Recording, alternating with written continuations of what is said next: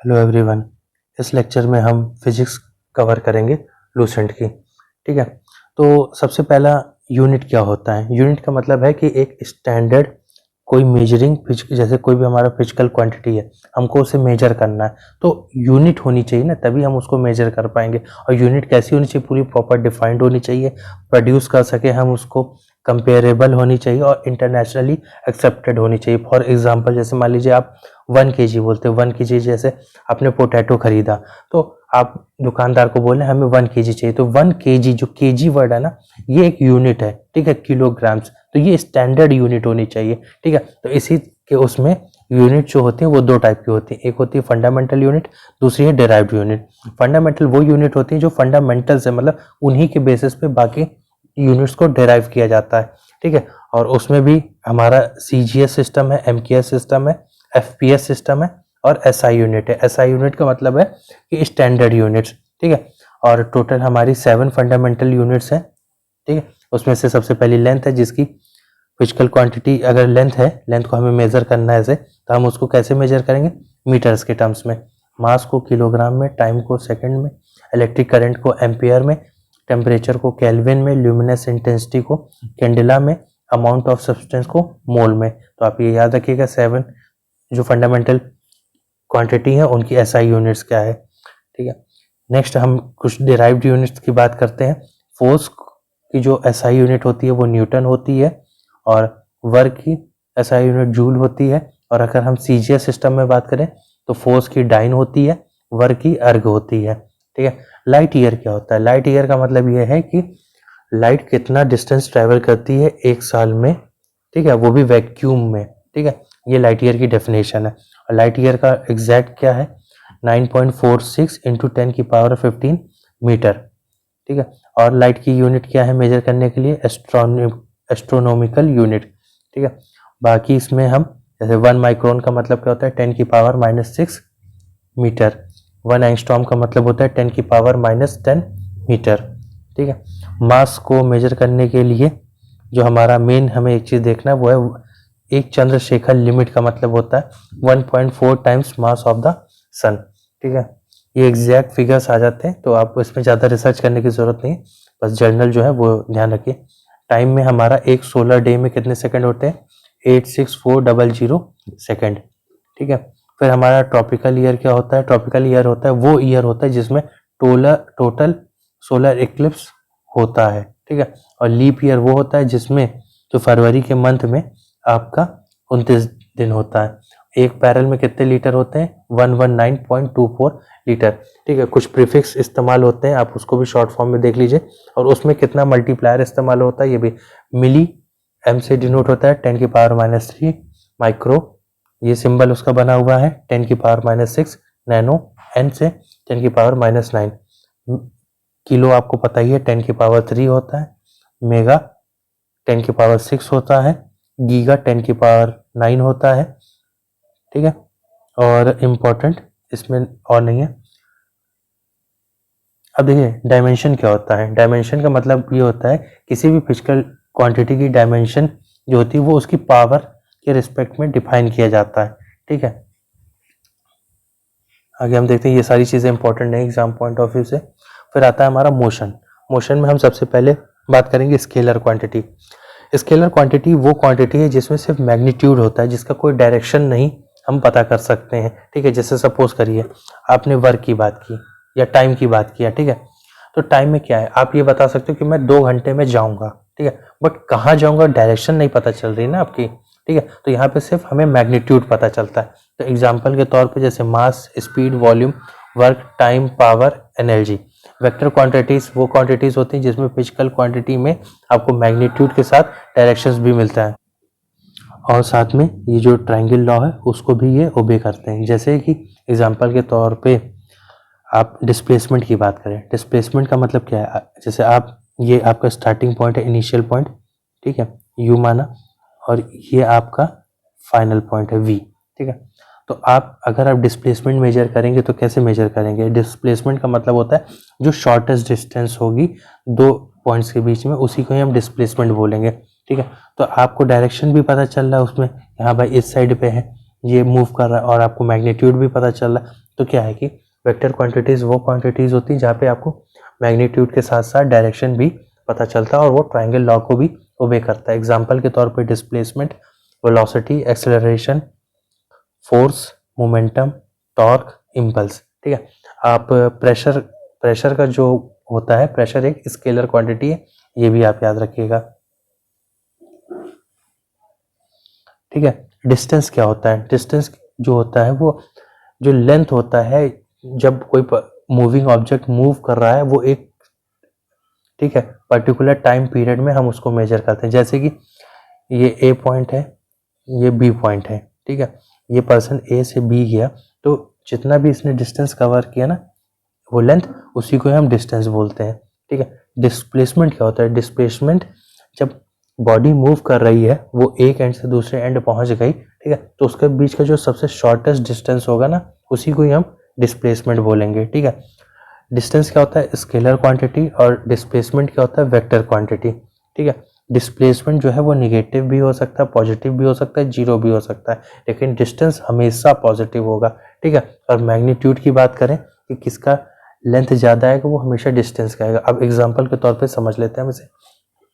Suppose करिए ये इसका इनिशियल पॉइंट है, ये पर्सन यहाँ गया पहले 2 किलोमीटर,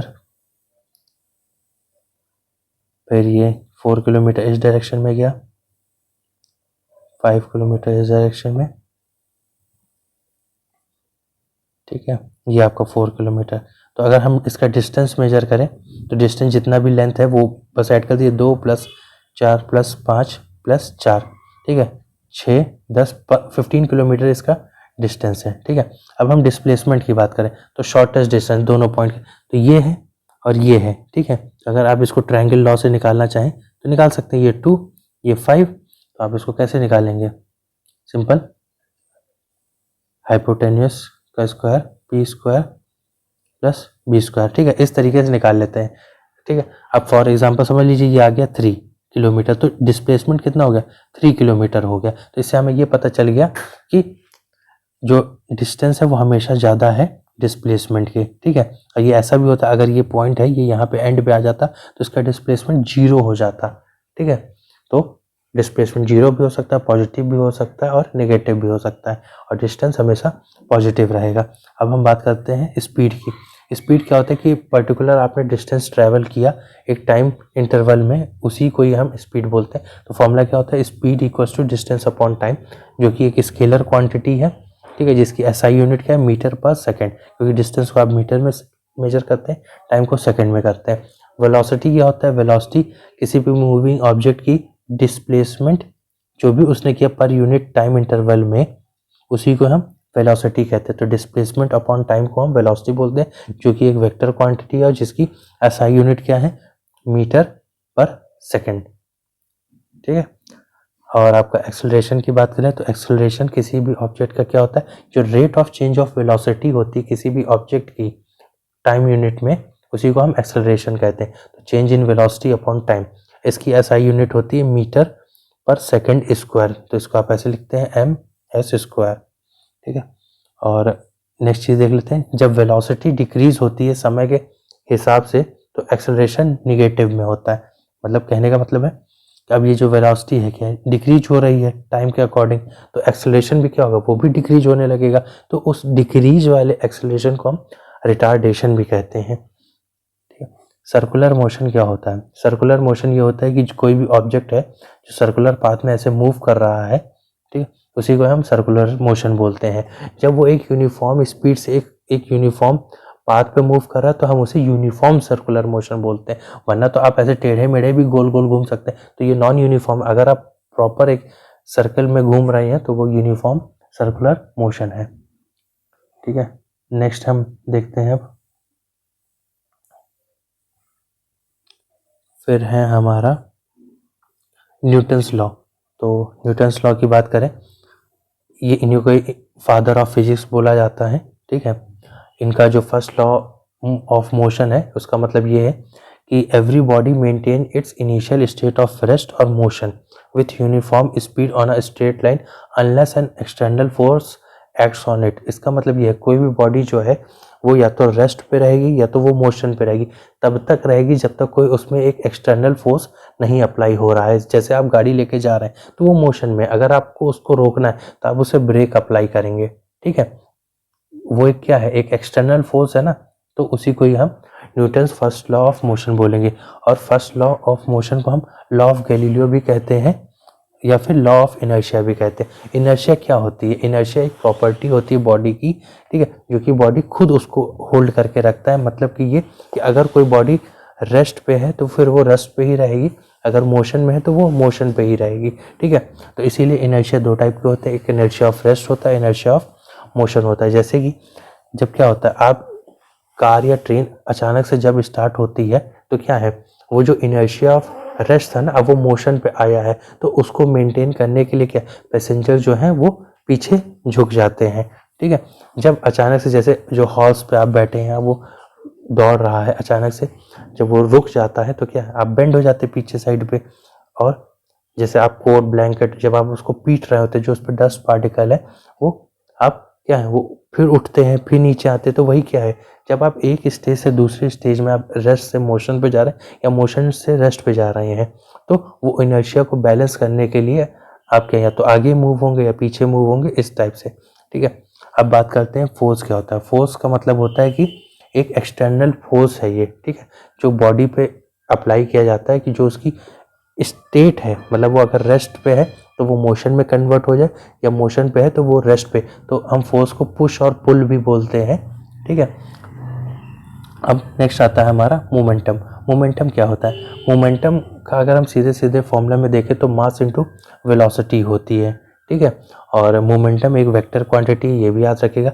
मास को हम मेजर करते हैं केजी में और वेलोसिटी को मेजर करते हैं मीटर पर सेकेंड में, ठीक है। अब सेकेंड लॉ ऑफ न्यूटन्स का लॉ क्या है कि rate of change in momentum of a body is directly proportional to the applied force on the body and take place in the direction of force. मतलब ये है कि जो आपका फोर्स है वो डायरेक्टली प्रोपोर्शनल है मास और उसके एक्सेलरेशन के, ठीक है। अब जो सेकंड लॉ क्या बताता है, जो मैग्नीट्यूड है या फिर जो स्ट्रेंथ है फोर्स की, वो कितनी इम्पैक्टफुल है, वहां पे हम ये बात करते हैं। अब इसका एग्जाम्पल अगर हम देखें तो नेक्स्ट है हमारा न्यूटन का थर्ड लॉ, ठीक है। न्यूटन का थर्ड लॉ क्या कहता है कि to every action there is an equal and opposite reaction. मतलब आप कोई भी एक्शन कर रहे हैं तो उसका उतना ही इक्वल और अपोजिट रिएक्शन भी होगा, ठीक है। जैसे आपने बंदूक चलाई, ठीक है, बंदूक चलाने में क्या, जितना आप फोर्स उस पर डाल रहे हैं चलाने के लिए, जब वो ट्रिगर हुई, बंदूक चली गई, ठीक है, तो उसका एक फोर्स जनरेट होता ना, तो सेम फोर्स जो वो बंदूक जनरेट करी वही आपके हाथ पे भी लगेगा, ठीक है। आप सपोज करिए आपने किसी को एक थप्पड़ मारा, तो उस पर्सन को तो उतना ही थप्पड़ महसूस होगा, लेकिन आपके हाथ को भी उतना ही फोर्स महसूस होगा, ठीक है। तो ये एग्जांपल है। और principle of conservation of linear motion, मतलब भाई इक्विलिब्रियम की बात हो रही है कि दोनों साइड से जो फोर्स है वो बराबर रहे, ठीक है। इम्पल्स क्या होता है? इम्पल्स का मतलब ये होता है कि जैसे इम्पल्स का अगर हम फॉर्मूला देखें तो फोर्स इनटू टाइम, ठीक है, या फिर चेंज इन मोमेंटम को ही हम इम्पल्स कहते हैं। ये एक वेक्टर क्वांटिटी है, ठीक है। इम्पल्स का मतलब क्या है कि अचानक से जो फोर्स लगता है ना, इम्पल्सिव फोर्स, उसी को ही हम इम्पल्स बोलते हैं, ठीक है। फ्रिक्शन क्या होता है? फ्रिक्शन जो होता है वो फोर्स के अपोजिट होता है, ठीक है। जो भी मोशन हो रहा है ना, जैसे सपोज करिए आप ज़मीन पे चल रहे हैं, तो कभी आपने ये सोचा कि आप ज़मीन पे क्यों ही चल पा रहे हैं? क्यों? क्योंकि क्या है, दो फोर्स एक्ट कर रहे हैं, एक तो आपका फोर्स और एक जो फ्रिक्शनल फोर्स है, ठीक है। जब तक वो बैलेंस नहीं रहेगा तब तक आप चल ही नहीं पाएंगे। सपोज करिए आपने ज़मीन पे तेल बिछा दिया, तो क्या वहाँ पे फ्रिक्शन इतना ज़्यादा हो गया कि आप खड़े ही नहीं हो पा रहे हैं, आप फिसल जा रहे हैं। आप जैसे साबुन जो है आप, ठीक है, उसका वो पानी में बना करके फर्श पे डाल दीजिए, तो अब फ्रिक्शनल फोर्स इतना ज़्यादा हो जाएगा कि आप उस पर खड़े नहीं हो पाएंगे। तो इसीलिए फ्रिक्शन फोर्स को और जो ग्रेविटेशनल फोर्स है इन सबको बराबर होना चाहिए, ठीक है। नेक्स्ट हम बात करते हैं स्टैटिक फ्रिक्शन क्या होता है। स्टैटिक फ्रिक्शन का मतलब यह है यहाँ पर कि the force of friction which is introduced when there is no relative motion is called static friction. जब कोई भी मोशन नहीं होगा तब उस समय हम उसको स्टैटिक फ्रिक्शन बोलेंगे। और काइनेटिक फ्रिक्शन क्या होता है? जब एक बॉडी दूसरे बॉडी के ऊपर स्लाइड कर रही होती है तब हम उसे काइनेटिक या फिर डायनेमिक फ्रिक्शन बोलते हैं, ठीक है। और फ्रिक्शन किस पे डिपेंड कर रहा है, जो कॉन्टैक्ट सरफेस है ना उस पर डिपेंड करता है और उसकी रफनेस पे। मतलब क्या है, जैसे आप देखिए अगर आपका क्या मार्बल्स है, मार्बल्स पे अगर आप ऑयल या फिर सोप वगैरह कुछ भी डाल देंगे तो क्या है वहाँ पे जो फ्रिक्शन है वो बहुत ज़्यादा बढ़ जाएगा, तो क्या वो आप फिसल जाएंगे तुरंत, ठीक है। तो इसीलिए फ्रिक्शन जो सरफेस है उस पर डिपेंड करता है। और रोलिंग फ्रिक्शन क्या होता है, ये एक टाइप का फ्रिक्शन है जब बॉडी जो है वो रोल कर रही होती है ना सरफेस पे, ठीक है। तो उस समय जैसे क्या है, आप सपोज करिए आप स्लोप पे हैं, ठीक है, ऐसे स्लोप है, आप एक बॉल को ऐसे मूव कर रहे हैं, ठीक है। अगर यहाँ की जो सरफेस है वो प्लेन है तब तो ये धीरे धीरे ऐसे ऐसे रोल होता चला जाएगा, लेकिन अगर सरफेस प्लेन नहीं है तो क्या बीच में कभी रुकेगा फिर रुकेगा, इस तरीके से ये होता है। सेंट्रीपिटल फोर्स क्या होता है, सेंट्रीपिटल फोर्स वो फोर्स है कि जब एक बॉडी एक सर्कुलर पाथ पे मूव कर रही है और उसकी वेलोसिटी जो चेंज होती चली जा रही है, ठीक है, कंटिन्यूसली। तो अब होता क्या कि अगर हम उस, मैं एक बार डेफिनेशन भी पढ़ देता हूँ, when a body travels along a circular path it change velocity continuously naturally and external force applies always acts on the body toward the centre of path, ठीक है। कहने का मतलब ये है, ये यहाँ पे देखते हैं, ये एक सर्कुलर पाथ है, बॉडी ऐसे मूव कर रही है, ठीक है, इस तरीके से। अब ये सर्कुलर पाथ में क्यों मूव कर रही है, ये भी एक जरूरी चीज, ये अगर सेंटर है तो ये आपका सेंट्रल फोर्स जो कि ग्रेविटेशनल फोर्स इसको खींच रहा होगा, ठीक है। और बाकी जो ये है ये इसका फोर्स इधर रहेगा, ठीक। तो इनका रिजल्टेंट यहाँ बनेगा, तो यही सेंट्रीपिटल फोर्स है हमारा, ठीक है, कि वो सर्कुलर मोशन चलता रहे, ठीक है, उसी को ही हम सेंट्रीपिटल फोर्स कहते हैं।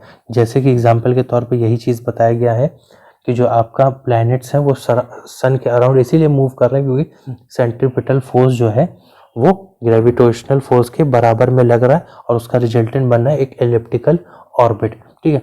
नेक्स्ट हमारा है सेंट्रीफ्यूगल फोर्स। सेंट्रीफ्यूगल फोर्स क्या होता है, in applying the Newton's law of motion we have to consider some force which can not be assign to any object in the surrounding, these force are called pseudo force और initial inertial force, ठीक है।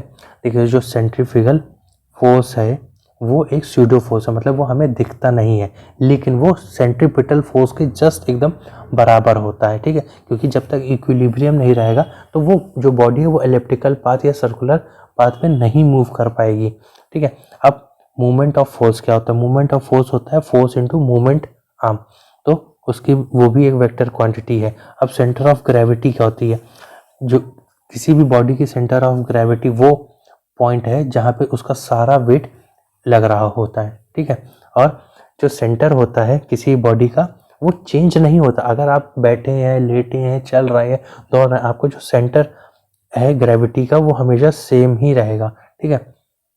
अब होता क्या है कि suppose करिए the weight of body acts through centre of gravity in downward direction, hence a body can be brought to equilibrium by applying a force equal to its weight in the vertically upward through the centre of gravity. कहने का मतलब ये है जैसे आप ये आपका slope है, ठीक है, आप माउंटेन पे चढ़ रहे हैं, आप यहाँ पे ये इस तरीके से जा रहे हैं, तो अगर आप सीधे जाएंगे ना तो आपकी जो सेंटर ऑफ ग्रेविटी आपको नीचे गिरा देगी, तो इसीलिए आप क्या करते हैं अपनी बॉडी को थोड़ा सा ऐसे बेंड करते हैं, ठीक है, ताकि जो सेंटर ऑफ ग्रेविटी है वो बराबर रहे नीचे के उससे, तभी आप उस स्लोप पे चढ़ पाएंगे। और इक्विलिब्रियम क्या होता है कि जब फोर्स जो है ना वो सारे इस तरीके से उस पर एक्ट करें कि जो नेट रिजल्टेंट आएगा वो जीरो आना चाहिए, ठीक है। नेक्स्ट आगे हम देखते हैं वर्क पावर एनर्जी। वर्क क्या होता है, जब कोई भी बॉडी डिस्प्लेस होती है, ठीक है, तो उस पर जब वो तब डिस्प्लेस होगी जब फोर्स लग रहा होगा, तो उसी को ही हम वर्क कहते हैं, ठीक है। और वर्क का फॉर्मूला क्या है, W equals to F S cos theta, ठीक है, जिसमें F क्या है, फोर्स है, ठीक है, और डिस्प्लेसमेंट कितना है ऐसे, और कितना एंगल है उन दोनों के बीच में वो थीटा के उससे मेजर करते हैं, ठीक है। फिर जब कोई भी बॉडी सर्कुलर मोशन में मूव कर रही तो वहां पे work done by the centripetal force कितना होगा, जीरो होगा। वर्क क्या है, एक स्केलर क्वांटिटी जिसकी यूनिट क्या है, जूल है। एनर्जी क्या है, energy capacity of doing work है कि आपकी कितनी कैपेसिटी है काम करने की, उसी को ही हम एनर्जी बोलते हैं। एनर्जी भी आपकी एक स्केलर क्वांटिटी है जिसकी यूनिट जूल है, ठीक है। एनर्जी तब डेवलप होती है जब कोई जो बॉडी क्या है वो काम कर रही है, ठीक है। जब वर्क डन होगा ना तभी तो एनर्जी की बात आएगी, और तब उस एनर्जी को हम क्या बोलेंगे, मैकेनिकल एनर्जी। तो मतलब ये है energy developed in a body due to work done on it is called mechanical energy. और मैकेनिकल एनर्जी कितने प्रकार की होती है, दो प्रकार की, एक होती है पोटेंशियल एनर्जी और दूसरी होती है काइनेटिक एनर्जी, ठीक है। पोटेंशियल एनर्जी होती क्या है कि the capacity of doing work developed in a body due to its position और configuration is called its potential energy. और काइनेटिक एनर्जी क्या होती है, the energy processed by a body due to its motion is called kinetic energy. मैंने ये दोनों एक साथ इसलिए पढ़े क्योंकि डिफरेंस यहीं पे दिया हुआ है कि जो पोटेंशियल एनर्जी में जो कैपेसिटी ऑफ डूइंग वर्क जो डेवलप होता है वो उसकी पोजीशन की वजह से होता है, और काइनेटिक एनर्जी में होता है उसके मोशन की वजह से। बस यही बेसिक डिफरेंस है। और काइनेटिक एनर्जी का फॉर्मूला क्या होता है, half M V square, M for mass, V for velocity, ठीक है। और जो आपका कोई भी एरोप्लेन जो फ्लाई हो रहा है ना उसमें पोटेंशियल एनर्जी भी होती है और काइनेटिक एनर्जी भी होती है। Principle of conservation of energy का मतलब ये कि एनर्जी ना ही क्रिएट की जाती है ना ही डिस्ट्रॉय किया जा सकता है, बस एनर्जी को आप एक फॉर्म से दूसरे फॉर्म में कन्वर्ट कर सकते हैं, ठीक है। इसीलिए जो टोटल एनर्जी है ना हमारे यूनिवर्स में वो हमेशा कंजर्व रहती है, वो चेंज नहीं होती है। सपोज करिए आपने जब बॉल को ऊपर फेंका, ठीक है, तो उसकी पोटेंशियल एनर्जी इंक्रीज हो रही है, ठीक है। लेकिन जब पोटेंशियल एनर्जी इंक्रीज हो रही है तो इसका मतलब क्या, काइनेटिक एनर्जी डिक्रीज हो रही है, तभी इक्विलिब्रियम रहेगा हमेशा, ठीक है। अब हम कुछ देखते हैं इक्विपमेंट्स जो कि एनर्जी ट्रांसफॉर्म करते हैं। सबसे पहला डायनेमो। डायनेमो का काम है मैकेनिकल एनर्जी को इलेक्ट्रिकल एनर्जी में कन्वर्ट करना। फॉर एग्जांपल जनरेटर, आप उसको जब हाथ से घुमाते हैं तो क्या वो मैकेनिकल एनर्जी आपने दिया, फिर वो इलेक्ट्रिसिटी जनरेट कर देता है। कैंडल क्या करता है, आपने केमिकल एनर्जी को कन्वर्ट किया लाइट एनर्जी और हीट एनर्जी में। माइक्रोफोन का क्या काम है, आप बोल रहे हैं, पहले साउंड एनर्जी को लेता है वो, फिर उसको इलेक्ट्रिकल एनर्जी में ट्रांसफर करता है। नेक्स्ट है हमारा लाउड स्पीकर। इलेक्ट्रिकल एनर्जी आपने दिया, फिर वो साउंड एनर्जी में उसको कन्वर्ट करता है। सोलर सेल क्या होता है, सोलर एनर्जी को इलेक्ट्रिकल एनर्जी में कन्वर्ट करता है। ट्यूबलाइट इलेक्ट्रिकल एनर्जी को लाइट एनर्जी में। इलेक्ट्रिकल बल्ब इलेक्ट्रिकल एनर्जी से लाइट और हीट एनर्जी में कन्वर्ट करता है। बैटरी क्या काम करता है आपका, केमिकल एनर्जी को इलेक्ट्रिकल एनर्जी में कन्वर्ट करता है। इलेक्ट्रिक मोटर इलेक्ट्रिकल एनर्जी को मैकेनिकल एनर्जी में कन्वर्ट करता है। सितार का क्या काम है, मैकेनिकल एनर्जी को साउंड एनर्जी में। फोटो सेल को का काम है लाइट एनर्जी से इलेक्ट्रिकल एनर्जी में कन्वर्ट करना। नेक्स्ट हम देखते हैं पावर। पावर का मतलब होता है rate of doing work is called power. आप किस स्पीड से कर रहे हो उस काम को, ठीक है, उसी को हम पावर बोलते हैं। एसआई यूनिट क्या होती है पावर की, वॉट होती है, ठीक है। यहाँ पे आप ये भी साथ में देख लीजिए कि जो वॉट होता है, वॉट को दूसरी यूनिट क्या होती है, जूल पर सेकंड। और 1 किलोवाट में कितने वाट होते हैं, 10⁻3। और एक हॉर्स पावर में कितने वाट होते हैं, 746, ठीक है। और 1 किलोवाट आवर में की यूनिट क्या होती है, 3.6 इंटू 10⁻6 जूल, ठीक है। तो आप ये सारी चीज़ें याद रखिएगा। ग्रेविटेशन का मतलब क्या होता है, देखिए हर जो बॉडी है यूनिवर्स में वो अट्रैक्ट हो रही है एक दूसरे के साथ, ठीक है।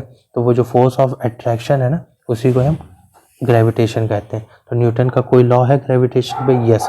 न्यूटन का लॉ ये कहता है कि जो आपका फोर्स है, ठीक है, वो जी होता है आपका कांस्टेंट, जिसको हम यूनिवर्सल ग्रेविटेशनल कांस्टेंट कहते हैं। और उन दोनों के बीच जिस पे अट्रैक्शन हो रहा है उसका मास m1 m2 अपॉन और उसका रेडियस, ठीक है, आर स्क्वायर। ये है न्यूटन्स लॉ ऑफ ग्रेविटेशन, ठीक है, जिसमें जी की वैल्यू है जो कि यूनिवर्सल ग्रेविटेशनल कांस्टेंट है 6.67 10⁻11 न्यूटन मीटर स्क्वायर पर केजी स्क्वायर, ठीक है। ग्रेविटी क्या होती है, जब जो अर्थ अगर अट्रैक्ट कर रही है तो उसको हम ग्रेविटी बोलते हैं, ठीक है। फिर जो जी अब ये स्मॉल जी है, ठीक है, जी को हम क्या बोलते हैं, एक्सेलरेशन ड्यू टू ग्रेविटी, जिसकी वैल्यू क्या होती है 9.8 मीटर पर सेकेंड, ठीक है। और जो एक्सेलरेशन ड्यू टू ग्रेविटी होती है वो शेप साइज मास पे डिपेंड नहीं करती है, ठीक है, उस ऑब्जेक्ट के। नेक्स्ट हम देखते हैं यहाँ पर थोड़ा सा, ये एग्जाम पॉइंट ऑफ व्यू से इम्पोर्टेंट भी है। देखिए जो वैल्यू ऑफ जी है, ठीक है, अगर आप हाइट के टर्म्स में देखें, अगर आप ऊपर जा रहे हैं, ठीक है, या फिर अर्थ के अंदर जा रहे हैं तो जी की वैल्यू डिक्रीज होगी, पहला चीज़। फिर जो जी की वैल्यू पोल्स पे मैक्सिमम होती है, ठीक है, और इक्वेटर पे मिनिमम होती है। और जी की वैल्यू डिक्रीज होती है जब अर्थ है रोटेट कर रहा होता है। ठीक है, ये सब चीज़ें इसलिए इम्पॉर्टेंट है। सपोज करिए आप ऊपर जा रहे हैं, मतलब एल्टीट्यूड के टर्म्स में, ठीक है, तो वहाँ पे जो ग्रेविटेशनल फोर्स होगा वो कम होगा। ठीक, आप अर्थ के अंदर जा रहे हैं, अर्थ के इवन सेंटर पे ग्रेविटेशनल फोर्स का जो वैल्यू है वो 0 है। ठीक है, अब हम बात करते हैं यहाँ पे दूसरा चीज़, एक और इम्पॉर्टेंट चीज़ मैं आपको बता दे रहा हूँ, ये भी हम देख लेते हैं। अगर हम सपोज करिए मून पे चले जाते हैं तो वहाँ पे ग्रेविटेशनल फोर्स क्या होगा, तो जो हमारा मून पे है वो हमारा अर्थ के ग्रेविटेशनल फोर्स का 6 बटा है। ठीक है, मतलब अगर यहाँ पे सपोज करिए 60 है, ठीक है, यहाँ 6 से डिवाइड किया तो हमारा ग्रेविटी कितना हो जाएगा, ग्रेविटेशनल फोर्स मून पे वो हो जाएगा 10, तो मतलब 6 से डिवाइड हो जाता है। ठीक है, तो एक चीज़ ये भी जान लीजिए, यहाँ पे मास और वेट में डिफरेंस क्या होता है। एक होता है आपका मास, एक होता है वेट। ठीक है, जो मास है ये आपका स्केलर क्वांटिटी है और ये आपकी वेक्टर क्वांटिटी है। ठीक है, और मास का मतलब होता है जो एक्चुअल मैटर है ना बॉडी का, वो मास होता है। लेकिन जो वेट होता है उसमें जो ग्रेविटेशनल फोर्स है ना, वो जो अट्रैक्ट कर रहा है अर्थ, ठीक है, वो भी मेजर किया जाता है। ठीक है, इसलिए एसआई यूनिट इसकी क्या है, केजी है, और इसकी एसआई यूनिट क्या है, न्यूटन है। ठीक है, और मास हमेशा कांस्टेंट रहता है, लेकिन वेट जो है ना वो आपका चेंज होता रहता है। वो इसलिए क्योंकि ये डिपेंड करता है ग्रेविटी पर। ठीक है, इसीलिए क्या है, सपोज करिए आपका वेट यहाँ पर अर्थ पे 60 kg है, तो आपका मून पे कितना हो जाएगा, 10 kg हो जाएगा। ठीक है, क्योंकि ये ग्रेविटेशनल फोर्स के अकॉर्डिंग वेरी करता रहता है। ठीक है, तो ये सारा चीज़ हमने डिस्कस कर लिया। आगे हम देखते हैं। हाँ, अब ये है कि जैसे आप लिफ्ट में मूव कर रहे हैं, तो लिफ्ट में मूव करने पे क्या होगा, आपका वेट जो है, अगर आप वेइंग मशीन नीचे लगा दीजिए अपने, ठीक है, ऐसे यहाँ पे, और आप ऐसे खड़े हुए, अब ये लिफ्ट के अंदर मूव कर रहे हैं, तो आपका जो वेट है ना वो चेंज होता रहेगा। फॉर एग्जाम्पल आपका एक अपरेंट वेट हो गया, ठीक है, और आपका एक हो गया रियल वेट। ठीक, सपोज करिए अभी तो 70 kg है दोनों का ही। ठीक, अब पहले केस में क्या है कि अब लिफ्ट ऊपर बढ़ रही है, तो जब लिफ्ट ऊपर बढ़ेगी तो जो आपका अपरेंट वेट है वो रियल वेट से ज़्यादा हो जाएगा। ठीक है, जब लिफ्ट, मैं ऐसे सिंबल बना दे रहा हूँ, ऊपर जा रही है, तो अब आपका ये अपरेंट वेट 75 kg हो गया। ठीक है, और रियल वेट आपका 70 kg हो गया। ठीक है, दूसरा कंडीशन ये है कि जब आपकी लिफ्ट नीचे आ रही है, तो जब लिफ्ट नीचे आएगी तो अब आपका अपरेंट वेट जो है उस वेइंग मशीन पे क्या, कम दिखाएगा। ठीक है, क्योंकि अब ग्रेविटी फोर्स भी तो नीचे लग रहा है ना, तो ये आपका सपोज करिए 65 kg दिखा रहा है। ठीक है, ये अभी भी या रियल वेट आपका 70। अब सपोज करिए कि जो एक्सेलरेशन है, जो लिफ्ट की जो स्पीड है आने जाने की, वो इतनी तेज हो जाए कि वो ग्रेविटी के बराबर हो जाए, तो क्या होगा, अब आपका अपरेंट वेट कितना दिखाने लगेगा, 0 दिखाने लगेगा। ठीक है, और इसी केस में क्या है कि आपकी लिफ्ट तोड़ के निकल गई। ठीक है, तो अब वहाँ पे वेट क्या है आपका, 0 ही दिखा रहा है उस समय भी। ठीक है, तो ये चीज़ यहाँ पे लिखी हुई है, ये मैंने आपको ऐसे शॉर्ट करके बता दिया। अब केपलर्स लॉ क्या है, केपलर लॉ का मेन जो फंडा है उनका ये कहना है कि जितने भी प्लैनेट्स है ना वो सन के चारों तरफ चक्कर लगा रहे हैं एलिप्टिकल ऑर्बिट में। ठीक है, और सन को हमने रेस्ट पे रखा है। ठीक है, वो सेंटर पॉइंट है सन आपका, फिर जो प्लैनेट है वो ऐसे चक्कर लगा रहे हैं, तो यही आपका केपलर लॉ का कहना है। फिर इनका दूसरा ये कहना है कि जो आपका टाइम पीरियड है रेवोल्यूशन का, उसका स्क्वायर डायरेक्टली प्रोपोर्शनल है। ठीक है, जो मीन डिस्टेंस है प्लैनेट्स और सन के बीच का, जिसको हम आर के फॉर्म में लिख रहे हैं, तो आर क्यूब के, तो ये दूसरा।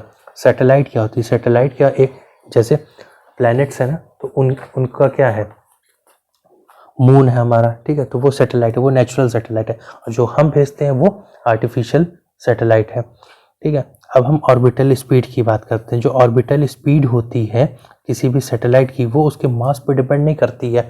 ठीक है, फिर तो जो सैटेलाइट हम डिफरेंट मासेस की भेजते रहते हैं, वो अकॉर्डिंग टू ये जो केपलर्स लॉ है ना, उसके हिसाब से ये मूव करती रहती है।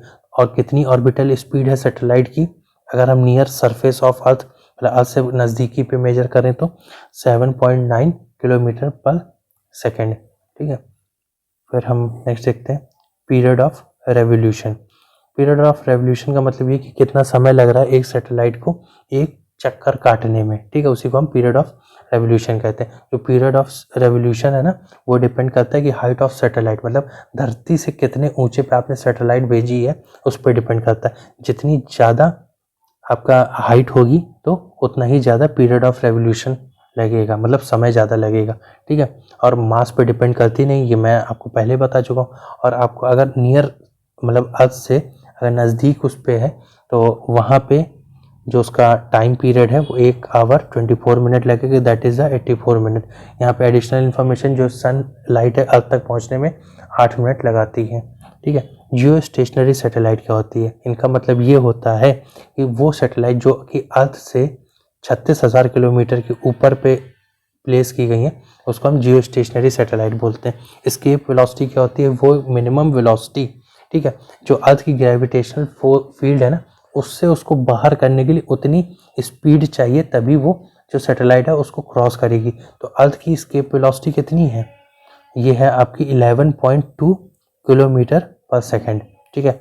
नेक्स्ट है हमारा प्रेशर। प्रेशर का मतलब होता है कि वो फोर्स जो एक पर यूनिट एरिया पे अप्लाई किया जा रही है, जैसे कि आपका एरिया और ये एक कॉलम ऑफ है, इस पे कितना फोर्स एक्सर्ट हो रहा है, इसी को हम प्रेशर बोलते हैं। इसको मेजर करने का तरीका है फोर्स अपॉन एरिया, ठीक है, जिसकी यूनिट है प्रेशर, जिसको हम न्यूटन पर मीटर स्क्वायर भी बोलते हैं, और इसके दूसरा नाम से जाना जाता है पास्कल, और ये एक स्केलर क्वांटिटी है, ठीक है। अब क्या है कि फोर्स की बात करते हैं। जैसे सपोज करिए ये आपका बलून है, ठीक है, और आप इस पे एक ये मोटा सा रॉड से इसको फोड़ने की कोशिश कर रहे हैं तो ये नहीं फूटेगा, ठीक है। लेकिन सपोज करिए यही बलून है, आप इसको एक शार्प ऑब्जेक्ट से ऐसे फोड़ने की कोशिश करें, ये तुरंत फूट जाएगा। वो इसलिए है क्योंकि इसका जो मेन कॉन्सेप्ट यही होता है कि आपका एरिया मिनिमम रहेगा, ठीक है, और फोर्स ज़्यादा रहेगा, तो जो प्रेशर है वो ज़्यादा लगेगा, ठीक है। तो इसीलिए इसका जो एरिया हम इसको मिनिमाइज करते हैं, तभी तभी क्या होता है, जो प्रेशर है वो ज़्यादा लग रहा होता है, ठीक है। अब दूसरा एग्जाम्पल के तौर पे ये है, अब जैसे जो लोग सामान उठाते हैं खोपड़ी पे, हम वहाँ पे एरिया बढ़ाते हैं। जब एरिया बढ़ा देंगे ना तो क्या, अब प्रेशर जो उसके सर पे लग रहा है वो कम लगेगा, ठीक है। तो ये एग्जाम्पल है इसके। आगे देखते हैं। आगे है एक यहाँ पर हाइग्रोमीटर का क्या काम है? अमाउंट ऑफ ह्यूमिडिटी को मेजर करना, ठीक है। और जो एटमॉस्फेरिक है प्रेशर है वो एल्टीट्यूड के हिसाब से डिक्रीज होता चला जाता है। जितना आप ऊपर जाएंगे, ठीक है, वो प्रेशर कम होता चला जाएगा। इसीलिए प्रेशर कम होने की वजह से जो आप जैसे माउंटेन वगैरह पे आप खाना बना रहे हैं या कुकर में ही बना रहे हैं तो वो पकने में देरी लेता है। वो इसीलिए लेता है क्योंकि प्रेशर कम है। प्रेशर कम होगा तो खाना पकेगा धीरे, ठीक है। और दूसरा चीज़, जो जैसे आप फाउंटेन पेन्स हैं, ठीक है, वो आप एरोप्लेन में लेके जा रहे हैं तो वो लीक हो जाएंगे। क्यों? क्योंकि प्रेशर वहाँ पे इतना डिक्रीज हो जाता है कि वो ऑटोमेटिक फ्लो होना शुरू कर देता है। तो यहीं पे एक क्वेश्चन बनता है कि प्रेशर को हम मेजर कैसे करते हैं? बैरोमीटर से। बहुत ही फेमस क्वेश्चन है, आप इसे हमेशा याद रखिए, ठीक है। नेक्स्ट हम बात करते हैं बायोन फोर्स।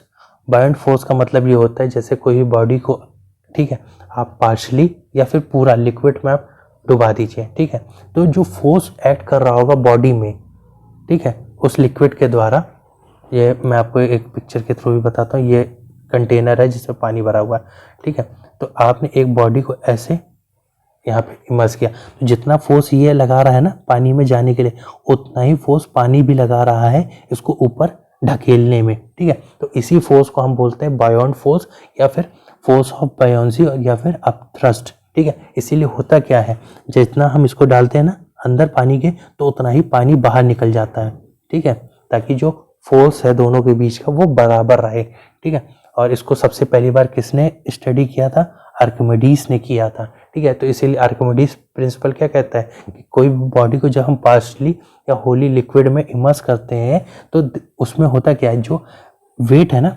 बॉडी का वो इक्वल हो जाता है लिक्विड के डिस्प्लेस के। सपोज करिए आपने 5 kg इसको डुबाया, ठीक है, उसका वेट 5 kg था, तो जो लिक्विड है ना उसी के उतने ही इक्वल वेट का वो बाहर निकल जाएगा, ठीक है। अब होता क्या है, जो लॉ ऑफ फ्लोटेशन कि कब बॉडी फ्लोट करेगी लिक्विड पे, तब करेगी जब डेंसिटी उस मटेरियल की लेस होगी उस लिक्विड से, पहला, ठीक है।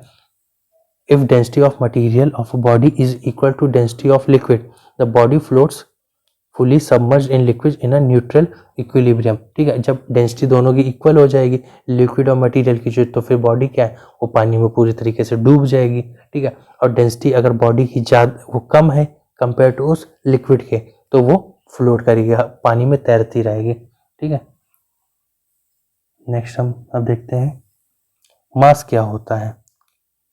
मास का मतलब ये होता है कि जो अमाउंट ऑफ सब्सटेंस है बॉडी कंटेन कर रखी है उसको मास कहते हैं। तो मास का एक कांस्टेंट क्वांटिटी, ये वेट की तरह चेंज नहीं होती है, हमने जो डिस्कस किया था। ठीक है, डेंसिटी का मतलब होता है मास पर यूनिट वॉल्यूम। ठीक है, या फॉर्मूला भी याद रखिए, और इसका यूनिट क्या होता है, मास को हम केजी में, वॉल्यूम को मीटर क्यूब में मेजर करते हैं। ठीक है, रिलेटिव डेंसिटी क्या होती है, रिलेटिव डेंसिटी ये है कि जब हम दो क्वांटिटी के बीच में डेंसिटी मेजर करते हैं उसको हम रिलेटिव डेंसिटी कहते हैं। तो जो मैक्सिमम डेंसिटी पाई गई है वाटर की वो है 4 डिग्री सेंटीग्रेड पे। ठीक है, रिलेटिव डेंसिटी हम किससे मेजर करते हैं, हाइड्रोमीटर से करते हैं। ठीक है, और जब कोई जैसे जो है आइस है, ठीक है, आइस पानी में फ्लो हो रही हो ऊपर, ठीक है, तो उसका जो 1/10 पार्ट है ना वो पानी के ऊपर ही हमेशा दिखेगा।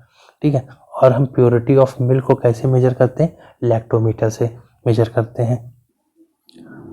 सरफेस टेंशन क्या होता है, सरफेस टेंशन एक फोर्स ऑफ अट्रैक्शन है जो कि मॉलिक्यूल्स के बीच में लगता है, लेकिन जब सेम सब्सटेंस होगा तभी आपका कोहेसिव फोर्स होगा, और जब जो मॉलिक्यूल्स हैं वो डिफरेंट सब्सटेंस के होंगे तब वहाँ पे एडहेसिव फोर्स होगा। ठीक है, तो इसी की वजह से अब हम देखते हैं जो कोहेसिव फोर्स है वो मैक्सिमम होता है सॉलिड में। ठीक है, और एडहेसिव फोर्स की वजह से एक बॉडी दूसरे पे चिपक पाती है। ठीक है, नेक्स्ट हम देखते हैं, अब जैसे कोई भी ड्रॉप है, वाटर ड्रॉप है, वो जब आप ऊपर से नीचे आती है तो वो स्फेरिकल शेप ले लेती है। वो इसलिए ले लेती है क्योंकि वो मिनिमम एरिया ऑक्यूपाई करने की कोशिश करती है। ठीक है, कैपिलरी ट्यूब क्या होता है, ये एक बहुत ही पतली, जैसे ये है ना, ये है, ठीक है, बहुत ही नैरो फाइन ट्यूब है। ठीक है, इसी को हम कैपिलरी ट्यूब कहते हैं, और कैपिलैरिटी एक एक्शन है कि जो अब लिक्विड है ना वो इसी पे धीरे धीरे ऊपर आना शुरू कर देता है। ठीक है, इसी को ही हम कैपिलैरिटी कहते हैं या कैपिलैरिटी एक्शन बोलते हैं। अब एग्जांपल के तौर पे हम देखते हैं क्या क्या इसके फिनोमेना है। सबसे पहला आपने देखा होगा कि आपने इंक लिया, एक ब्लॉटिंग पेपर आता है, आप उस पर इंक डाल दो तो क्या वो पेपर जो है वो सोक कर लेगा चारों तरफ से इंक को। ठीक है, और एक ही जगह उसको इकट्ठा कर देगा। ठीक है, और आपने देखा होगा कि पहले दिए होते थे, या आपने बॉटल लिया, उसमें मिट्टी का तेल भर दिया, ठीक है, उसमें एक कपड़ा लगा दिया और धीरे धीरे ये जल रहा है। ठीक है, तो कभी आपने ये सोचा कि उसमें जो मिट्टी तेल है वो ऊपर तक कैसे आता है, वो ये कैपिलैरिटी एक्शन की वजह से ही आता है। सेम चीज़ जो प्लांट है ना वो ज़मीन के अंदर से पानी कैसे एक्सट्रैक्ट करते हैं, इसी कैपिलैरिटी एक्शन से, ठीक है, पानी वो खींचते हैं। अब जैसे क्या होता है कि जो आप टॉवल है, आप नहाने के बाद में आप उससे पानी को पोंछते हैं। ठीक है, तो वो कैसे, जो ये कैपिलैरिटी एक्शन है ना उसी की वजह से वो जो टॉवल है ना वो आपका पानी सारा सोख ले रहा है। ठीक है, और सेम चीज़ मेल्टेड वैक्स भी सेम सिस्टम है।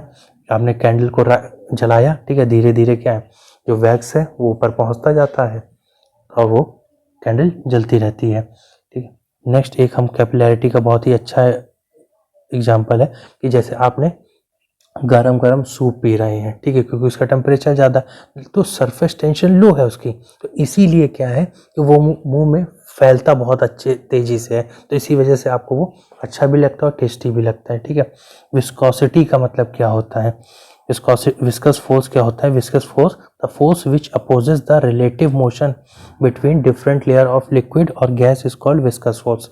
ठीक है, जैसे सपोज कीजिए दो डिफरेंट लेयर है, या तो लिक्विड या गैसेस की, तो जो उसमें मोशन है ना वो उसके जस्ट अपोजिट जो मोशन एक्ट कर रहा होगा, फोर्स एक्ट कर रहा होगा, उसी को हम विस्कस फोर्स भी बोलेंगे। ठीक है, आइडियल फ्लूइड का विस्कोसिटी कितनी होता है, 0 होता है, और विस्कोसिटी का यूनिट क्या होता है, डेकीपोस। मैं इसमें ज़्यादा टेक्निकल उसमें नहीं जा रहा हूँ क्योंकि एग्जाम में ज़्यादा नहीं पूछते हैं। आगे हम देखते हैं इलास्टिसिटी के बारे में। इलास्टिसिटी क्या होता है किसी भी बॉडी का, ठीक है, उसमें जो बॉडी है ना वो अपना ओरिजिनल शेप और साइज एक्वायर करने की कोशिश करेगा जब जब उस पर डिफॉर्मिंग फोर्स, मतलब सपोज करिए आपने रबड़ बैंड है, आपने उसको खींचा, ठीक है, तो वो उसमें डिफॉर्मिंग फोर्स लगा, लेकिन वो फिर से ओरिजिनल अपने शेप और साइज में आ जाती है, उसी को हम इलास्टिसिटी कहते हैं। ठीक है, और इलास्टिक लिमिट क्या है? इलास्टिक लिमिट वो लिमिट है कि जो मैक्सिमम वैल्यू तक उस पर डिफॉर्मिंग फोर्स अप्लाई हो सकता है, वरना उसके बाद क्या होगा कि जो उसकी इलास्टिसिटी की प्रॉपर्टी वो लूज कर जाएगी। सपोज आपने रबर बैंड को आप एक लिमिट तक खींचते हो तो वो दोबारा रीगेन कर सकता है वो अपने शेप को, लेकिन आपने उसको इतनी तेज खींच दिया कि वो रबर बैंड टूट गए, तो वही जो उसकी लिमिट थी वो खत्म हो गई वहां पे। ठीक है, अब वो अपना इलास्टिसिटी वाला जो बिहेवियर था वो उसने लूज कर दिया। ठीक है, अब नेक्स्ट बात करते हैं स्ट्रेस क्या होता है। स्ट्रेस होता है जो फोर्स पर यूनिट एरिया लगता है बॉडी के अंदर, ठीक है, उसी को ही हम स्ट्रेस कहते हैं। और स्ट्रेन क्या होता है? जो रिलेटिव चेंज होता है डायमेंशन और शेप में बॉडी के, ठीक है, उसको हम स्ट्रेन बोलते हैं। ठीक है, और इसमें हमारा इम्पोर्टेंट चीज़ ये है, और यूनिट क्या होती है आपकी स्ट्रेस की यूनिट होती है, यहाँ पे हम लिख लेते हैं न्यूटन पर स्क्वायर मीटर, मतलब न्यूटन ये। ठीक है, या फिर हम इसको पास्कल भी कहते हैं। ठीक है, और स्ट्रेन की यूनिट क्या होती है कि यूनिट लेस होता है, ये भी याद रखिएगा। ठीक है, और हुक्स लॉ क्या होता है? हुक्स लॉ होता है कि अंडर इलास्टिक लिमिट जो स्ट्रेस है वो प्रोपोर्शनल होता है स्ट्रेन के। ठीक है, तो ये भी आप याद रखिएगा। और जिसकी यूनिट क्या होती है?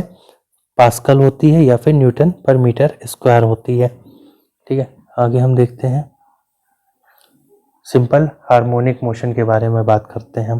ठीक है, पीरियोडिक मोशन क्या होता है? पीरियोडिक मोशन वो मोशन है जो एक समय के बाद रेगुलर इंटरवल ऑफ टाइम पे रिपीट होता चला जाएगा, उसको हम पीरियोडिक मोशन भी कहते हैं और हार्मोनिक मोशन भी कहते हैं। जैसे जो हमारा क्लॉक होती है उसमें जो मोशन ऑफ हैंड्स होते हैं ना वो रिपीट कर रहे हैं। ठीक है, और जैसे आपका अर्थ है वो सन के चक्कर लगा रही है, वो भी पीरियोडिक मोशन है। ठीक है, और पेंडुलम, पेंडुलम होता है ये आपका नीचे बॉब लगा होता है, ये मूव किया पहले इधर, फिर इधर मूव किया, फिर ये ऐसे मूव किया, तो ये ऐसे एक टोटल कंटिन्यूअस मोशन चलता रहता है, उसको भी हम पीरियोडिक मोशन कहते हैं। ठीक है, अब पीरियोडिक मोशन और ऑसिलेटरी मोशन में डिफरेंस क्या होता है? ठीक है, ऑसिलेटरी मोशन वो मोशन है कि जब पार्टिकल जो है, ठीक है, वो अपने मोशन को एक रेगुलर टाइम इंटरवल पे रिपीट कर रहा है। हम इसको एग्जाम्पल के थ्रू पे देख लेते हैं। ये आपका बॉब है। ठीक है, ऑसिलेटरी मोशन में क्या है कि एक रेगुलर टाइम इंटरवल पीरियड होना चाहिए और जो उसका मेन जो पोजीशन है ना वो भी फिक्स होनी चाहिए। तो मतलब क्या, पहले यहाँ गया, फिर यहाँ आया, ठीक, फिर ये यहाँ आया, फिर ये ऐसे गया, तो ये क्या है, एक फिक्स पॉइंट से मूव कर रहा है, तो इसी को ही हम ऑसिलेटरी मोशन कहेंगे। टाइम पीरियड क्या होता है? टाइम पीरियड होता है कि एक साइकिल को कंप्लीट करने में, एक ऑसिलेशन को कंप्लीट करने में जितना भी समय लगता है उसको हम टाइम पीरियड कहते हैं। ठीक है, टाइम पीरियड की यूनिट होती है सेकंड। फिर आता है हमारा फ्रीक्वेंसी।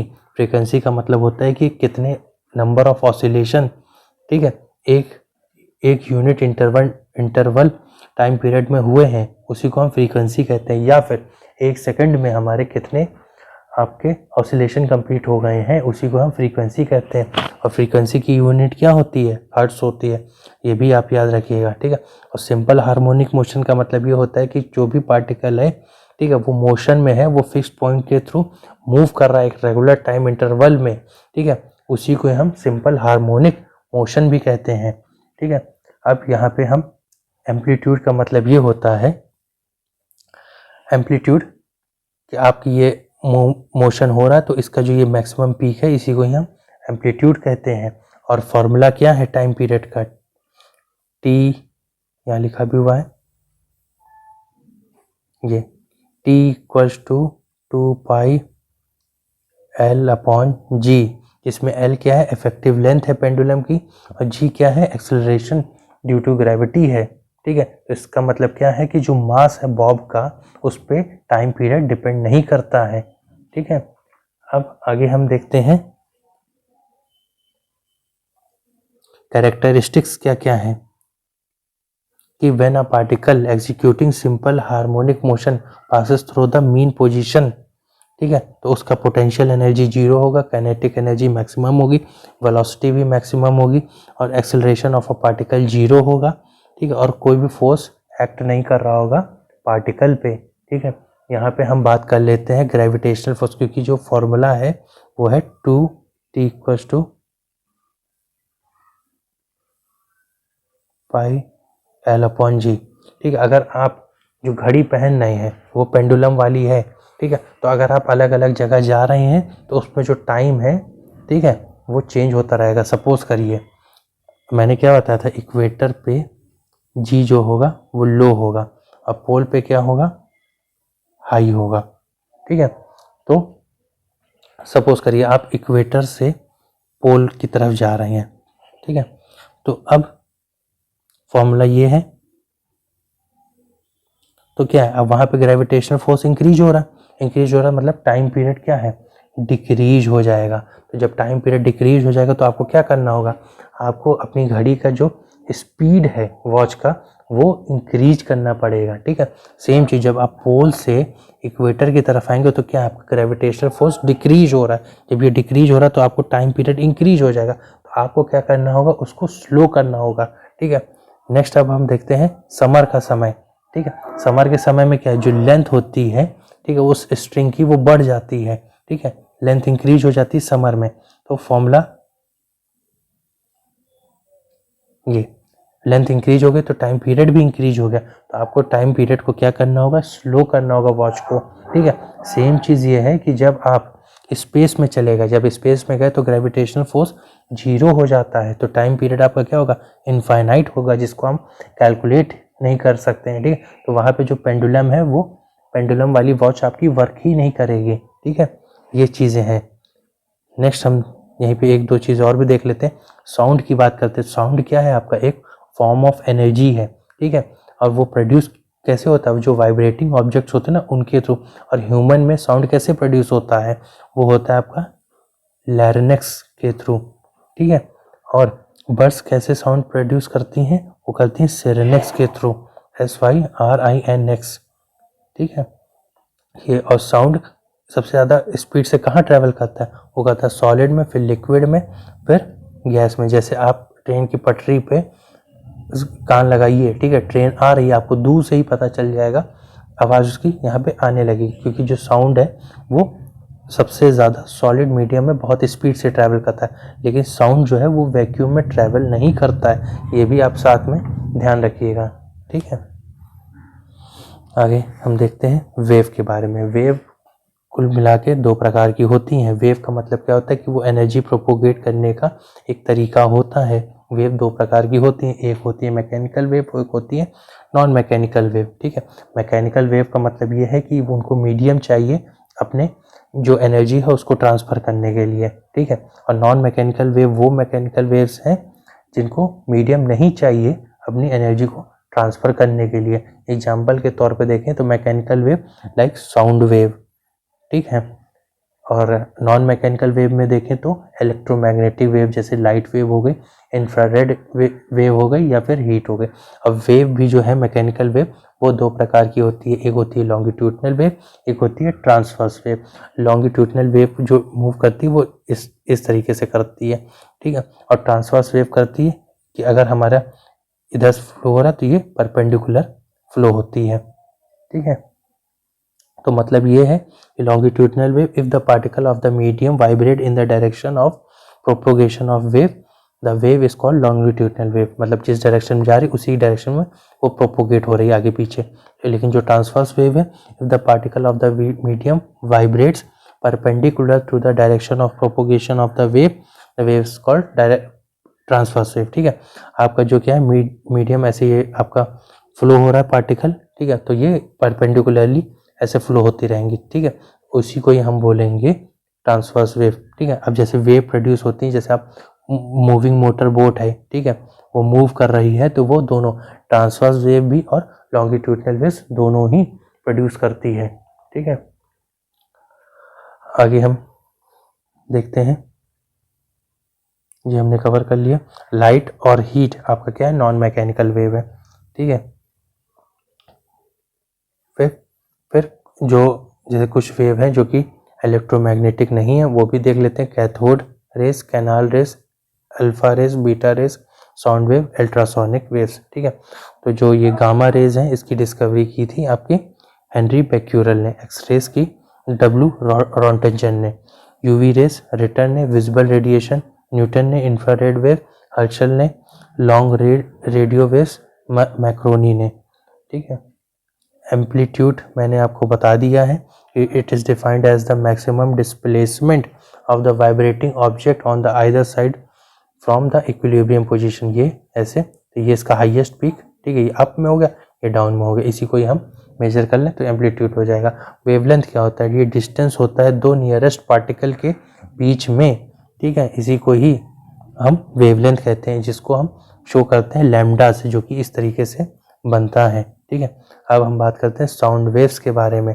साउंड वेव्स क्या है, एक लॉन्गिट्यूडनल मैकेनिकल वेव्स हैं।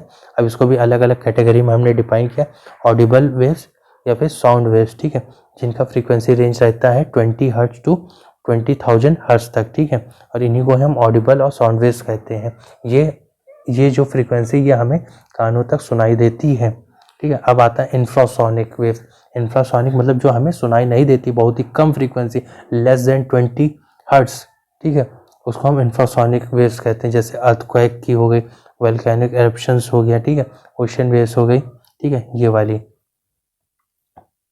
फिर आता है अल्ट्रासोनिक वेव्स। अगर 20,000 हर्ट्ज से ज़्यादा है, ठीक है, जो कि ह्यूमन ईयर डिटेक्ट नहीं कर सकता है, उसको हम अल्ट्रासोनिक वेव्स कहते हैं। अब अल्ट्रासोनिक वेव्स के कुछ एग्जांपल है, एप्लीकेशन है, ये भी जान लीजिए। आप सिग्नल सेंड करने का इस्तेमाल होता है। फिर आप जो जैसे ये शिप यहाँ से ऐसे मूव कर रही है तो नीचे कितनी गहराई है, तो ये भी मेजर होता है अल्ट्रासोनिक वेव से। ये अल्ट्रासोनिक वेव भेजता है, ठीक है, ये जब टकरा करके फिर वापस आता है तो इसकी डिस्टेंस हम मेजर कर लेते हैं कि कितने गहराई में क्या चीज़ें हैं। ठीक है, और जो क्लॉथ्स है, एरोप्लेन है, कोई भी मशीनरी का क्या कहते हैं पार्ट है, ठीक है, वो सब क्लीनिंग के लिए भी इस्तेमाल होता है। ठीक है, और ये अल्ट्रासोनोग्राफी जो पेट में स्कैनिंग होती है वो भी अल्ट्रासोनिक वेव्स की ही मदद से होती है। बाकी हमने यहाँ पे डिस्कशन कर ही लिया कि जो स्पीड होती है साउंड की वो मैक्सिमम होती है सॉलिड में और मिनिमम होती है गैसेस में। ठीक है, और हम स्पीड की बात करें डिफरेंट मीडियम में, तो एयर में जब 0 डिग्री सेंटीग्रेड टेम्परेचर रहता है तो स्पीड जो है 332 मीटर पर सेकंड से ट्रैवल करती है। ठीक है, अब हम बात करते हैं नेक्स्ट, प्रेशर का क्या इफेक्ट होता है स्पीड ऑफ साउंड पे। ठीक है, तो जो स्पीड ऑफ साउंड है ना वो इंडिपेंडेंट होती है प्रेशर से। ठीक है, मतलब स्पीड पे कोई असर नहीं आएगा, आप चाहे प्रेशर इंक्रीज करो चाहे डिक्रीज करो। लेकिन हम टेम्परेचर की बात करते हैं तो जब जो क्या कहते हैं जो स्पीड होती है साउंड की वो इंक्रीज हो जाती है, टेम्परेचर जैसे इंक्रीज हो जाएगा। ठीक है, टेम्परेचर इंक्रीज हो रहा तो स्पीड ऑफ साउंड भी इंक्रीज हो जाएगी। अब हम बात करते हैं ह्यूमिडिटी की का इफेक्ट क्या है स्पीड पे। जो स्पीड है साउंड की वो ह्यूमिड एयर में, ह्यूमिड एयर मतलब जिसमें जो आपका पानी वाटर वेपर है वो ज़्यादा है, ठीक है, वो उसमें ज़्यादा रहती है स्पीड, और जो सूखी एयर है ड्राई एयर उसमें कम रहती है स्पीड। ठीक है, अब हम बात करते हैं लाउडनेस की। देखो होता क्या है कि जो इंटेंसिटी की वजह से क्या होता है, जो साउंड है ना वो या तो लाउड सुनाई देने लगता है या फिर धीरे सुनाई देने लगता है कानों में। ठीक है, और जो सेंसेशन ऑफ साउंड है जो हमें कानों में सुनाई देता है उसको हम लाउडनेस भी कहते हैं। वो डिपेंड करता है इंटेंसिटी ऑफ साउंड पे और हमारा कान कितना सुनने की क्षमता रखता है उस पर भी। और लाउडनेस को हम मेजर कैसे करते हैं, वो बेल से करते हैं। ठीक है, और दूसरी यूनिट क्या है लाउडनेस की, वो है डेसिबल, डीबी के फॉर्म में। पिच क्या होता है, पिच एक कैरेक्टरिस्टिक है साउंड की जो बताता है शार्पनेस।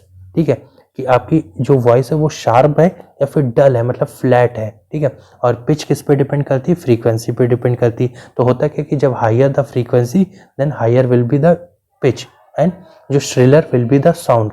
ठीक है, लोअर फ्रीक्वेंसी है तो लोअर पिच होगी, तो grave will be the sound. Quality की बात करें तो क्वालिटी एक कैरेक्टरिस्टिक है साउंड की जो हमें ये बताती है कि जो साउंड प्रोड्यूस हो रहा है अलग अलग सोर्सेज से, ठीक है, तो उसमें हम कैसे डिस्टिंग्विश करेंगे। ठीक है, और वो भी तब जब इंटेंसिटी और पिच तो सेम है, तो अब हम क्वालिटी को मेजर करेंगे। और क्वालिटी डिपेंड करती है नंबर्स पे, फ्रीक्वेंसी पे और रिलेटिव इंटेंसिटीज पे। ठीक है, और इको क्या होता है, इको मतलब गूंज। ठीक है, आप जैसे चिल्ला रहे हैं तो आपकी आवाज़ 2-3 बार आपको सुनाई दे रही है, तो उसी को ही हम इको कहते हैं। अगर आपको इको सुनना है तो मिनिमम डिस्टेंस जो जो पर्सन बोल रहा है और जहाँ से वो आवाज़ टकरा रही है उसके बीच का जो मिनिमम डिस्टेंस होना चाहिए वो 17 मीटर का होना चाहिए। और परसिस्टेंस ऑफ ईयर मतलब अगर आपने कोई आवाज़ सुनी है तो वो आपके कानों में कितने सेकंड रहेगी, 1/10 सेकंड तक आपके कानों में रहेगी। ठीक है, नेक्स्ट हम बात करते हैं मैच नंबर। मैच नंबर होता है जो आपका रॉकेट वगैरह भेजते हैं ना, वो स्पीड उसी से हम उसको मेजर करते हैं। ठीक है, it is the ratio of speed of a source of sound to the speed of sound in the same medium under the same condition. ठीक है, मेन क्या होता है, मैच नंबर अगर 1 से कम है तो मतलब क्या है, वो जो बॉडी है वो कौन सी स्पीड से चल रही है, सुपरसोनिक से। अगर 5 से ज़्यादा है तो वो हाइपरसोनिक है, सॉरी मैंने आपको उल्टा बोल दिया। अगर मैच नंबर 1 से ज़्यादा है तो वो सुपरसोनिक है, 5 से ज़्यादा है वो हाइपरसोनिक है, और 1 से कम है तो वो सबसोनिक है। ठीक है, शॉक वेव्स क्या होती हैं, ठीक है, जब कोई भी बॉडी मूव कर रही होती है सबसोनिक स्पीड से हवा में, ठीक है, तो जो वो डिस्टर्बेंस प्रोड्यूस हो रहा है ना कंटिन्यूसली, उसी डिस्टर्बेंस को हम शॉक वेव्स कहते हैं। ठीक है, बो वेव्स क्या होता है, जब मोटर बोट सी में ट्रैवल कर रही होती फास्टर देन साउंड, मतलब साउंड की स्पीड से ज़्यादा। साउंड की स्पीड होती कितनी है, 340 मीटर पर सेकेंड होती है, ये भी आप लिख लीजिएगा, मीटर पर सेकेंड है। ठीक है, देन जो वेव होती हैं वो शॉक वेव की तरह प्रोड्यूस होती हैं। ठीक है, तो उसको हम बो वेव्स कहते हैं। ठीक है, डॉपलर इफेक्ट क्या होता है, डॉपलर इफेक्ट, तो if there is a relative motion between source of sound and observer, so the apparent frequency of sound heard by the observer is different from the actual frequency of sound emitted by the source. This phenomena is called Doppler effect. कहने का मतलब ये है कि जो आपका observer है और जो सोर्स ऑफ साउंड है अगर वो मूव कर रहे हैं, ठीक है, तो जो अपेरेंट फ्रीक्वेंसी आपको सुनाई देगी ना वो डिफरेंट होगी ओरिजिनल वाले से। वो इसीलिए होगी क्योंकि वहाँ पर डॉपलर इफेक्ट काम कर रहा है। ठीक है, हीट क्या होता है, हीट होता है एक फॉर्म ऑफ एनर्जी, ठीक है, जो कि एक बॉडी से दूसरी बॉडी में ट्रांसफ़र होता है, वो भी तब जब डिफरेंस ऑफ टेम्परेचर होगा, ताकि जो बैलेंस है ना वो बन जाए। ठीक है, फिर यूनिट क्या होती है हीट की, सीजीएस सिस्टम में वो होती है कैलोरी। कैलोरी का मतलब ये होता है कि amount of heat required to raise the temperature of 1 gram of pure water through 1 degree centigrade. मतलब कि ये कि हमें हम जो हीट है, ठीक है, कितना अमाउंट चाहिए हमें हीट का कि हमें जो टेम्परेचर रेज करना है एक प्योर वाटर जो कि 1 ग्राम का है 1 डिग्री सेंटीग्रेड से, ठीक है, उसी को ही हम कैलोरी बोलते हैं। टेम्परेचर क्या होता है, टेम्परेचर का मतलब ये है कि temperature is a physical cause we decided the direction of flow of heat from one body to another body. ठीक है, इसका मतलब ये है कि जो टेम्परेचर है वो एक उसी की मदद से हम ये डिसाइड कर पाते हैं कि जो हीट का फ्लो है वो किस डायरेक्शन में होगा। और हीट हमेशा जो है वो हाई टेम्परेचर से लो टेम्परेचर बॉडी की तरफ फ्लो होती है। ठीक है, और हम मेजर कैसे करते हैं, उसके लिए हमारे पास है थर्मोमीटर। ठीक है, थर्मोमीटर एक डिवाइस है, ठीक है, जिससे हम टेम्परेचर को मेजर किया जाता है। फिर अलग अलग यूनिट्स हैं मेजर करने की, स्केल्स हैं, जैसे आपका सेल्सियस है, फ़ारेनहाइट है, केल्विन है। ठीक है, ये 3 मेजर आता है तो आपको पता होना चाहिए। ठीक है, और इसमें जो कन्वर्जन का एक फॉर्मूला है कि सेंटीग्रेड से फ़ारेनहाइट या फ़ारेनहाइट से सेंटीग्रेड, तो ये फॉर्मूला आप याद कर लीजिए, C-0 या फिर C/100 इक्वल्स टू F-32/180। ठीक है, फिर केल्विन में देखें तो जो अगर वो जीरो एब्सोल्यूट जीरो है, ठीक है, तो वो कितना बनता है 273 केल्विन। ठीक है, ये स्टैंडर्ड है इसका। फिर हम रेंजेस देखें थर्मोमीटर में तो सबसे पहला आपका मरकरी थर्मोमीटर आता है। ठीक है, ये मतलब आ जाए कि कौन कौन से इंस्ट्रूमेंट्स आप मेजर कर सकते हैं, तो ये आपका थर्मोकपल थर्मोमीटर है, प्लेटिनम रेजिस्टेंस थर्मोमीटर है, कांस्टेंट वॉल्यूम गैस थर्मोमीटर है, मरकरी थर्मोमीटर है। ठीक है, अगर आपको क्या करना है, टेम्परेचर मेजर करना है किसी भी बॉडी का, ठीक है, वो भी उसके कलर ऑफ रेडिएशन के थ्रू, ठीक है, तो वो हम मेजर कर सकते हैं टोटल रेडिएशन पायरोमीटर से। ठीक है, तो नेक्स्ट है हमारा specific heat capacity. Specific heat capacity किसी भी मटेरियल की अमाउंट ऑफ हीट रिक्वायर्ड, कितनी जितनी भी हीट उसको रिक्वायर होगी, ठीक है। और सेम चीज़ उसका टेम्परेचर इंक्रीज करने के लिए वो भी कितना, 1 डिग्री सेंटीग्रेड से, ठीक है। उसी को ही हम स्पेसिफिक हीट कैपेसिटी कहते हैं, जिसकी यूनिट होती है जूल पर किलोग्राम केल्विन, ठीक है। फिर स्पेसिफिक हीट अलग अलग मटेरियल की देखें तो उसमें से हम सिर्फ वाटर की देखेंगे, जो कि होती है 4200, 4200, ठीक है। फिर हमारा थर्मल एक्सपेंशन का मतलब ये होता है कि कोई भी बॉडी जब हीट होती है तो उसका length, surface area, volume increase हो जाता है, ठीक है। तो इसका मतलब क्या है कि जब जब टेम्परेचर इंक्रीज होगा तो length, surface area, volume increase हो जाएगा, ठीक है। अब हम बात करते हैं यहाँ पे जो डेंसिटी ऑफ वाटर होती है मैक्सिमम होती है 4 डिग्री सेंटीग्रेड पे, ठीक है। अब हीट को ट्रांसफ़र करना है, यहाँ पे ये हीट लिखा हुआ है, ठीक है। अब हमें हीट को ट्रांसफ़र करना है तो 3 तरीके होते हैं हीट को ट्रांसफ़र करने के लिए, एक प्लेस से दूसरे प्लेस। पहला होता है कंडक्शन, दूसरा होता है कन्वेक्शन, तीसरा होता है रेडिएशन। कंडक्शन का मतलब ये होता है कि जब हीट एक प्लेस से दूसरे प्लेस पे तब ट्रांसफ़र होगी, कैसे, वाइब्रेशंस के थ्रू, ठीक है। अब इसमें होता क्या है, जैसे सपोज करिए ये आपका मेटल है, ठीक है, आपने एक साइड इसको हीट कर दिया, ठीक है, तो धीरे धीरे जो यहाँ के पार्टिकल हैं वो वाइब्रेट करते हुए ये हीट को इस डायरेक्शन पे, इस एंड तक हीट कर देंगे। तो जब वाइब्रेशन के थ्रू, ठीक है, जो हीट का ट्रांसफ़र हो रहा होता है उसको हम कंडक्शन बोलते हैं, ठीक है। नेक्स्ट हम बात करें कन्वेक्शन का, या एक और एग्जांपल देख लीजिए आप। जैसे आपने कढ़ाई रखी गैस पे, ठीक है, तो वो हीट तो इसी जगह करनी चाहिए, लेकिन धीरे धीरे हीट इसके यहाँ पे हैंडल्स तक हीट हो जाता है। तो वो कौन से फिनोमेना से होता है, वो होता है कंडक्शन। नेक्स्ट हम देखते हैं कन्वेक्शन। ये एक प्रोसेस है जिसमें हीट एक्चुअल मूवमेंट होता है हीट का, ठीक है।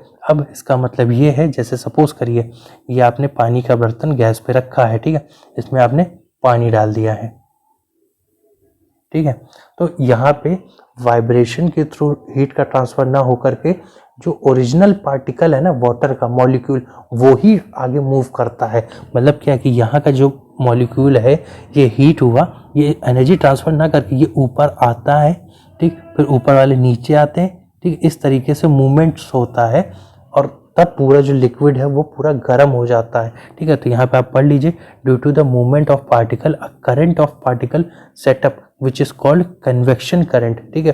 तो मतलब क्या है कि लिक्विड और जो गैसेज हैं उनमें जो हीट का ट्रांसफ़र होता है वो कन्वेक्शन के थ्रू होता है, ठीक है। जैसे हमारा अर्थ का एटमॉस्फेयर भी कैसे हीट होता है, कन्वेक्शन के थ्रू। सन है, अर्थ है, ठीक है, ये हीट भेज रहा है, कैसे, कन्वेक्शन के थ्रू, ठीक है। फिर अर्थ इसको रिफ्लेक्ट बैक कर रहा है कन्वेक्शन के थ्रू। और रेडिएशन क्या होता है कि एक ये मेथड है हीट को ट्रांसफ़र करने का, ठीक है। इसमें क्या होता है, मीडियम की ज़रूरत ही नहीं है, आप क्या है, रेडिएशंस आ रही हैं, आप चारों तरफ क्या है, हीट होता चला जा रहा है, ये रेडिएशन होता है, ठीक है। नेक्स्ट हम बात करते हैं चेंज ऑफ स्टेट। मतलब क्या है, सॉलिड लिक्विड में, लिक्विड गैस में, गैस सॉलिड में किस तरीके से कन्वर्ट होता है उसका नाम है, ये हम देख लेते हैं। इसी को हम चेंज ऑफ स्टेट भी कहते हैं, ठीक है। अब जैसे क्या है कि जब सॉलिड है वो लिक्विड में कन्वर्ट हो रहा है तो उसको हम फ्यूजन या फिर मेल्टिंग बोलेंगे, ठीक है। अब लिक्विड वेपर में कन्वर्ट हो रहा है, इसको हम वेपराइजेशन भी कहते हैं। अब वेपर जो है वो लिक्विड में कन्वर्ट हो रहा है, इसको हम कंडेंसेशन या फिर लिक्विफिकेशन कहते हैं। लिक्विड जब आपका सॉलिड बन रहा है उसको हम फ्रीजिंग कहेंगे या फिर सॉलिडिफिकेशन कहेंगे, ठीक है।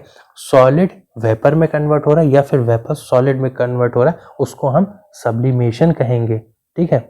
अब एक होता है मेल्टिंग पॉइंट, एक होता है बॉइलिंग पॉइंट, ठीक है। मेल्टिंग पॉइंट जो होता है, ठीक है, वो प्रेशर के अकॉर्डिंग चेंज होता रहता है। ये भी आप समझिए, देखिए मेल्टिंग पॉइंट मतलब कि वो पॉइंट जब जो आपका लिक्विड वो है, आपका जैसे सॉलिड है वो लिक्विड में कन्वर्ट होना शुरू हो जाएगा। बॉइलिंग पॉइंट वो पॉइंट होता है कि अब जैसे पानी आपने गर्म पे रख दिया है गैस पे, अब वो पॉइंट जब वो बॉईल करना शुरू कर देगा, ठीक है। तो ये फिर एवोपरेशन क्या करता है, एवोपरेशन ठंडा करता है। जैसे आपने क्या देखा होगा, आप पानी को घड़े में रख देते हैं, वो थोड़ी देर बाद ठंडा होने लगता है, क्यों, क्योंकि वो जो हीट है वो उससे बाहर निकले, जो पोर्स है वो उससे निकल रहा, तो क्या होगा, हीट बाहर निकल जाएगी, तो अब जो मटके के अंदर पानी क्या रहेगा, वो ठंडा रहेगा, ठीक है। इसीलिए हम क्या करते हैं, गर्मी के समय मटके में पानी रखते हैं। ठीक है। अब कंडेंसेशन क्या होता है? कंडेंसेशन का मतलब जो वेपर स्टेट में आपका जो पानी है आप उसको लिक्विड स्टेट में कन्वर्ट कर रहे हैं। जो बारिश का मतलब सीधे सीधे आप पहले पानी भाप बना, इवेपोरेशन के थ्रू ऊपर गया, क्लाउड्स बना, क्लाउड्स के बाद जब उसकी कैरिंग कैपेसिटी कंप्लीट हो गई तो पानी क्या है, ज़मीन पे गिरने लगेगा, उसी को हम कंडेंसेशन कहते हैं। अब ये लेटेंट हीट ऑफ हीट क्या होता है इसके बारे में बात करते हैं। ठीक है,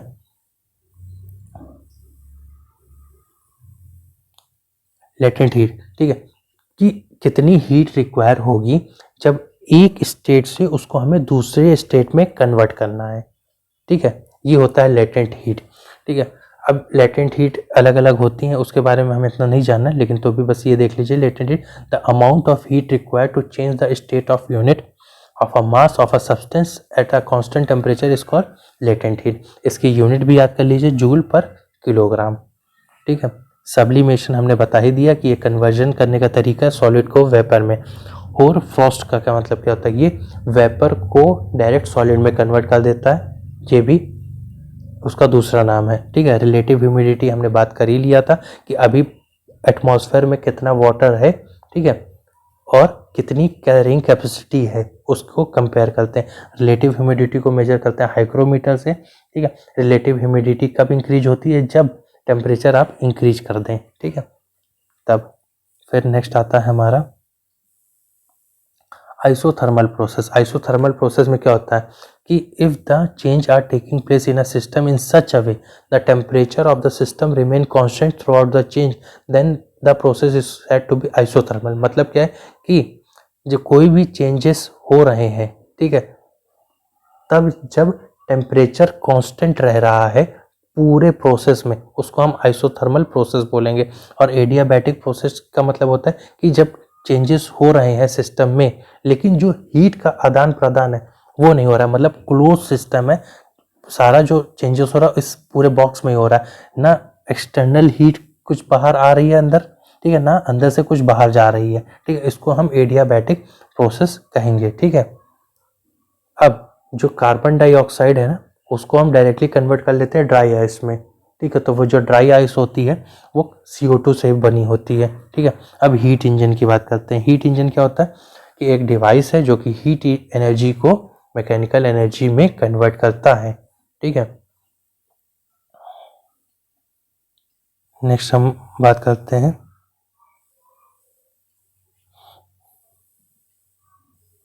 लाइट की। तो light is a form of energy, आपको ये पता ही है, जो कि प्रोपोगेट कैसे होता है इलेक्ट्रोमैग्नेटिक वेव्स के नेचर में। ठीक है, और जो वेवलेंथ क्या होती हैं, वेवलेंथ मैंने बता ही दिया था, दो पॉइंट्स के बीच का डिस्टेंस वो वेवलेंथ कहलाएगा। ठीक है, जो स्पेक्ट्रम होता है ना, स्पेक्ट्रम जिसमें आपका microwaves, radio waves, visual rays, gamma rays, X rays, ठीक है, जो उसका पूरा स्पेक्ट्रम का वेवलेंथ है वो 3900 एंगस्ट्रॉम से लेकर के 7800 एंगस्ट्रॉम तक है। तो लाइट क्या है? एक ट्रांसवर्स वेव है। ठीक है, वो इस तरीके से मूव कर रही होती है परपेंडिकुलरली। ठीक है, और all the electromagnetic waves including light, उनको कोई मीडियम नहीं चाहिए होता है प्रोपोगेट करने के लिए। ठीक है, और लाइट क्या है, अगर वो पैकेट्स के फॉर्म में मूव कर रही है तो हम उसको क्या बोलते हैं, उस बंडल ऑफ एनर्जी को फोटोन कहते हैं। ठीक है, तो इसके ये हमें पता चलता है कि लाइट जो है वो वेव का भी नेचर रखती है और पार्टिकल का भी नेचर रखती है। तो लाइट का कैसा नेचर हो गया? डुअल नेचर हो गया। ठीक है, स्पीड ऑफ लाइट कितनी होती है वैक्यूम में और एयर में? वो होती 3 × 10⁸ मीटर पर सेकेंड। ठीक है, रिफ्रैक्टिव इंडेक्स क्या होता है कि रिफ्रैक्टिव इंडेक्स किसी भी मीडियम में डिफाइन करते हैं कि ratio of speed of light in vacuum and speed of light in medium. मतलब हम वैक्यूम और मीडियम में दोनों को मिला के मेजर करते हैं, उसी को हम रिफ्रैक्टिव इंडेक्स बोलते हैं। ठीक है, लाइट किस स्पीड से ट्रैवल करती है? वो है 8 मिनट और 19 सेकेंड। ठीक है, सन से अर्थ में आने में। ठीक है, और जो लाइट रिफ्लेक्ट होती है मून से, मून कितना समय लेता है अर्थ तक पहुंचाने में? 1.28 सेकेंड। ल्यूमिनस बॉडी वो बॉडीज हैं जो ऑब्जेक्ट लाइट एमिट करते हैं खुद से ही, जैसे sun, stars, electric bulb. Non luminous bodies वो हैं जो लाइट नहीं एमिट करती हैं। ठीक है, अब मटेरियल की बात करते हैं। ट्रांसपेरेंट वो मटेरियल है जो कि लाइट आर पार चली जाए, जैसे ग्लास हो गया, वाटर हो गया। ट्रांसक्लुएंट मटेरियल वो है जिसमें कुछ ही पार्ट जो क्या है ट्रांसफर हो सके। ठीक है, जैसे the substance which allow a part of incident light to pass through them are called transparent body. जैसे ऑयल्ड पेपर है, उससे सिर्फ क्या है, कुछ पार्ट सही लाइट ट्रांसफर हो पाएगी, बाकी सबसे नहीं हो पाएगी। ओपेक का मतलब होता है जो आप हर्डल क्रिएट कर, जैसे क्या है, आप कोई मेटल वुड सामने लगा दीजिए तो लाइट जा ही नहीं पाएगी एक पार से उस पार। शेडो का मतलब क्या है कि वो जो डार्क रीजन स्क्रीन पे अपीयर होता है, ठीक है, जैसे कि आपने यहाँ से टॉर्च जलाई, ठीक है, ये जा रही है, ठीक, तो इसकी एक परछाई पीछे बन जाती है ना, उसी को ही हम शेडो कहते हैं। नेक्स्ट, उम्ब्रा का मतलब क्या होता है? उम्ब्रा वो रीजन है जहाँ पे कोई लाइट रीच नहीं होती, पहुँच नहीं पाती। पेनुम्ब्रा वो रीजन है जहाँ पे थोड़ी बहुत लाइट पहुँच पाती है, ठीक है। अब हम बात करते हैं laws of reflection. Laws of reflection में सबसे पहली बात, जो ये आपका प्लेन है, ये ऐसे आपका इंसिडेंट रे है, ये आपकी नॉर्मल है, और ये आपकी रिफ्लेक्टेड रे है, ठीक है, आई आर। तो ये जो तीनों है वो एक ही प्लेन पे लाई करती हैं, पहला पॉइंट तो ये। और फिर जो एंगल ऑफ इंसिडेंट है, ठीक है, ये इंसिडेंट है, ये रिफ्लेक्शन वाला है, ठीक है, तो दोनों इक्वल होता है, ठीक है। अब हम प्लेन मिरर से जब रिफ्लेक्शन होता है तो कैसा होता है? इमेज जो होती है वो वर्चुअल बनती है, लिटरली इन्वर्टेड बनती है, मतलब रियल इमेज नहीं बनती है वहाँ पे, वर्चुअल मतलब एक काल्पनिक इमेज बनती है, ठीक है। और जो साइज होता है इमेज का वो ऑब्जेक्ट के इक्वली बनती है, ठीक है। अगर जो ऑब्जेक्ट है वो मूव कर रहा है v की स्पीड में, तो जिस मिरर में आप देख रहे हैं उसमें जो स्पीड होगी उस ऑब्जेक्ट की मूव करने की आपकी तरफ, वो 2v से मतलब 2 गुने स्पीड से होगी, ठीक है। अगर आपको अपनी पूरी इमेज देखनी है प्लेन मिरर में तो आपको कितने हाइट का मिरर चाहिए? आपकी आधी हाइट का चाहिए, ठीक है। अगर आप दो प्लेन मिरर को एक के ऊपर ऐसे रख दें, ठीक है, और उस पर एंगल थीटा बन जाए, ठीक है, तो नंबर ऑफ ऑब्जेक्ट्स कितने बनेंगे? ठीक है, तो वो बनेंगे, निकालने का तरीका इफ, ठीक है, ये 360 अपॉन थीटा, ठीक है, इसमें आप इसमें थीटा 0 रख दीजिए, ठीक है, तो आपका जो इमेज कितनी बन जाएंगी? इन्फिनिटी बन जाएंगी। तो होता है कि आपने अगर पिक्चर वगैरह में देखा होगा कि एक गाड़ी रहती तो उसके पीछे आपको बहुत सारी गाड़ियां दिखेंगी, तो वो जो ग्लासेस है ना, जो मिरर है, वो आपका इस तरीके से रखते हैं कि थीटा 0 रहे तो इन्फिनिटी इमेजेस बन जाएंगी, ठीक है। फिर आपका आता है स्फेरिकल मिरर। स्फेरिकल मिरर दो टाइप के होते हैं, एक होता है कॉन्वेक्स मिरर, दूसरा होता है कॉनकेव मिरर। सबसे पहला हम इसमें जो इमेज फॉर्म होती है कॉन्वेक्स मिरर के द्वारा, ठीक है, वो हमेशा वर्चुअल, एरेक्ट और डिमिनिश्ड होती है, ठीक है। आपको मैं इसमें बता देता हूँ कैसा कॉन्वेक्स मिरर दिखता है और कॉनकेव मिरर दिखता है, साथ में हम आई के स्ट्रक्चर के बारे में भी बात कर लेंगे, ठीक है। सबसे पहले हम बात कर लेते हैं, लेंस की बात कर लेते हैं, ठीक है। लेंस में हम देखें तो कॉन्वेक्स लेंस, ये है आपका कॉनकेव, ठीक है। कॉन्वेक्स आपका ऐसा दिखता है और कॉनकेव आपका ऐसा दिखता है, ठीक है। और मिरर कैसा दिखता है ये भी देख लेते हैं। कॉनकेव, ठीक है, ये कॉन्वेक्स, ठीक। कॉनकेव दिखता है आपका ऐसा और कॉन्वेक्स दिखता है ऐसा, ठीक है। इसमें क्या है कि आपका अगर ऑब्जेक्ट यहाँ पे है, ठीक है, आपने ऐसे इस पे रे डाली इधर से, फिर ये इधर से आई, ठीक है, दोनों क्या है यहाँ पे कन्वर्ज हो जाएगी, तो आपको क्या रियल इमेज बन जाएगी, ठीक है। लेकिन अगर आप इसमें ऐसे डाल रहे हैं तो यहाँ पे कन्वर्जिंग इमेज बन रही, यहाँ पे डाइवर्जिंग इमेज बनेगी, ठीक है, ये चीज़ है यहाँ पे। अब आगे हम बात करते हैं, टेक्निकलिटी में हम नहीं जाएंगे, मेन जो क्वेश्चन आता है कॉनकेव मिरर का यूज़ क्या। एक तो शेविंग ग्लास में इस्तेमाल होता है, हेडलाइट, ठीक है, सर्च लाइट, ठीक है, और जो डॉक्टर्स यूज़ करते हैं उसमें सोलर कुकर में इस्तेमाल होता है कॉनकेव मिरर। कॉन्वेक्स मिरर इस्तेमाल होता है जब आप गाड़ी में ट्रैवल कर रहे होते हैं, जो साइड के शीशे होते हैं, ठीक है, उनमें कॉन्वेक्स मिरर यूज़ होता है। वो इसलिए क्योंकि बाहर की चीज़ें क्या बहुत बड़ी बड़ी हैं तो उनको छोटा करके दिखाना है हमें, वो कॉन्वेक्स मिरर में। कॉनकेव में क्या होता है, छोटी चीज़ों को हमें बड़ा करके दिखाना है, ठीक है। साथ में सोडियम रिफ्लेक्टर लैम्प में भी इस्तेमाल होता है कॉन्वेक्स मिरर।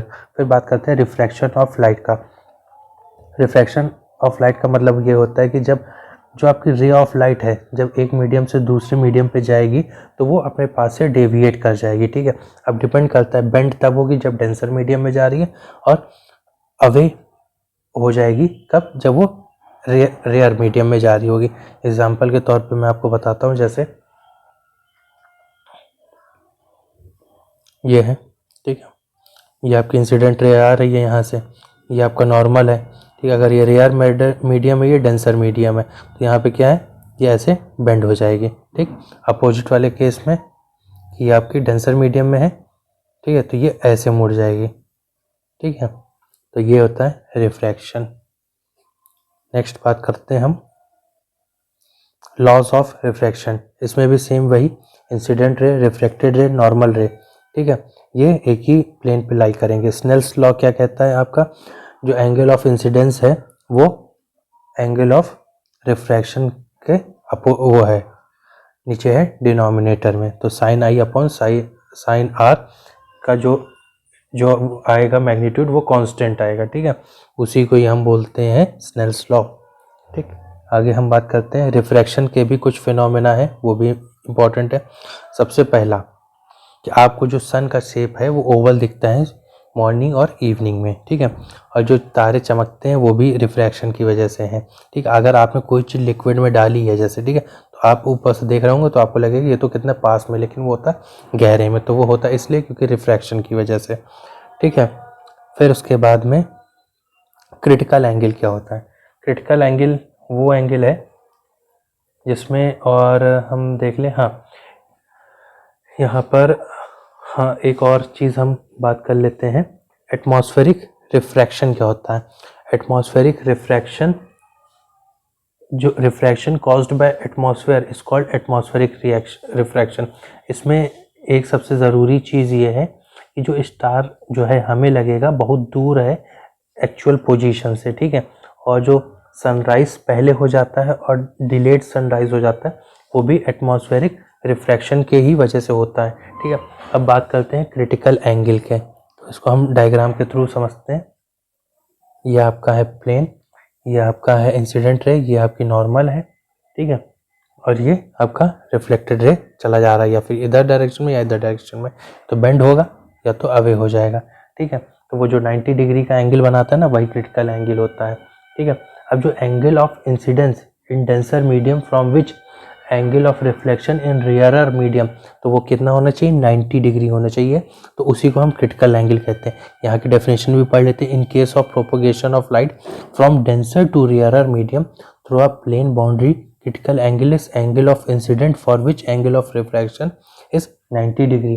अब देखिए एक फिनोमेना होता है टोटल इंटरनल रिफ्लेक्शन, देखिए, ठीक है, जो आपका डायमंड चमकता है ना वो TIR की वजह से होता है, और जो डेजर्ट में, तो TIR की कुछ कंडीशन है वो आप जान लीजिए कि जो लाइट है वो ट्रेवल होनी चाहिए डेंसर टू रेयरर मीडियम में, पहला कंडीशन।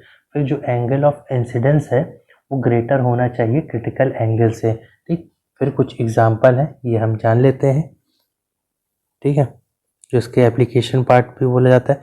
एक तो जो डायमंड चमकता है वो, और मिराज फॉर्म होता है डेजर्ट में, और जो एयर बबल है वाटर का वो शाइन करता है, और जो सन की विजिबिलिटी है कि सनराइज होने से पहले विजिबल हो जाता है या फिर सनसेट होने के बाद भी विजिबल हो रहा है, ठीक है। और मेन सबसे जो इसका एप्लीकेशन है वो ऑप्टिकल फाइबर में है, ठीक है। ये जो है ये आपकी ऑप्टिकल फाइबर है, इसमें जो आप वेव ट्रांसफ़र कर रहे हैं वो इधर गया, फिर इधर आया, फिर आया, फिर इधर से आया, तो बहुत स्पीड से डेटा ट्रांसफ़र होता है, ठीक है। कॉन्वेक्स लेंस की बात करते हैं हम। दो टाइप के लेंस होते हैं, एक कॉन्वेक्स लेंस होता है, दूसरा कॉनकेव लेंस होता है, ठीक है। इसमें हमारा इम्पोर्टेंट तो ज़्यादा कुछ होता नहीं है हमें, बाकी मैंने स्ट्रक्चर बता ही दिया था, वो इसका अपीयरेंस इस तरीके से है, कॉनकेव का इस तरीके से है, ठीक है।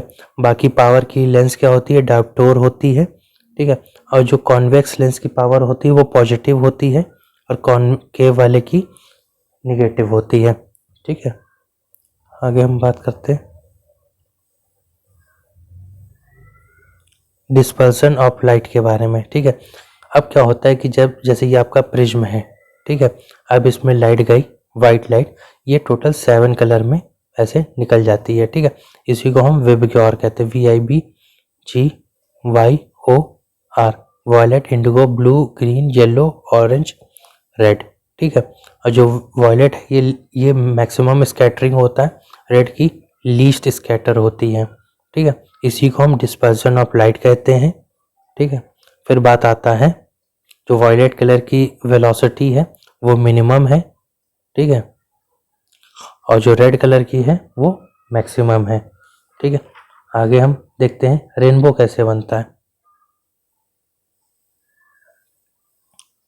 रेनबो क्या है, रेनबो भी सेम चीज़ यही है कि जैसे आपका ये ड्रॉपलेट है, तो ड्रॉपलेट क्या है, इस पे आपकी वाइट लाइट गई तो ये 7 कलर दिखाएगी आपको, तो वही रेनबो होता है हमारा, ठीक है। अब जो कुछ प्राइमरी कलर्स होते हैं वो जान लीजिए कौन कौन से होते हैं।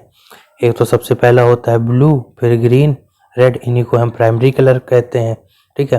अब ब्लू रेड ग्रीन को मिला दीजिए तो आपका वाइट कलर बन जाएगा, ठीक है। फिर स्कैटरिंग ऑफ लाइट के बारे में जान लेते हैं क्या होता है। क्या होता है कि जब जो light, when light wave fall on a small body such as dust particle, water particle in a suspended particle in a colloidal solution, they are thrown out in all direction. This phenomena is called scattering of light, ठीक है। अब इसका example क्या है कि जो scattering of light सबसे ज़्यादा वॉयलेट लाइट, सबसे ज़्यादा मैक्सिमम वॉयलेट कलर की होती है और मिनिमम रेड कलर की होती है। सबसे अच्छा एग्जाम्पल है इसको याद समझने का, आपका जो स्काई है वो ब्लू क्यों है, क्यों, स्कैटरिंग का मतलब यही है कि अगर डस्ट पार्टिकल से या फिर कोई वाटर से आपकी वाइट लाइट ऐसे टकरा रही है तो ऐसे सारे कलर्स निकलेंगे चारों तरफ, लेकिन हमें दिखता कौन सा है, ब्लू दिखता है। क्यों, क्योंकि जो वॉयलेट है उसका तो मैक्सिमम स्कैटरिंग होता है लेकिन वो दिखता नहीं क्योंकि इतना ज़्यादा बिखर जाता है, तो हमें फिर VIB उसमें से ब्लू ही कलर है जो स्कैटर होकर के दिखता है, ठीक है। तो इसीलिए हमारा स्काई का कलर ब्लू किस लिए, स्कैटरिंग फिनोमेना की वजह से, पहला चीज़, ठीक है। और रेड सिग्नल्स हम इसलिए लगाते हैं क्योंकि वो लीस्ट स्कैटर होते तो हमें दूर से भी दिख जाएंगे, ठीक है। फिर अब हम बात करते हैं ह्यूमन आई की। ह्यूमन आई में हम कुछ बेसिक चीज़ें भी जान लेते हैं, जैसे यहाँ पे मैं आपको डायग्राम बना के दिखाता हूँ।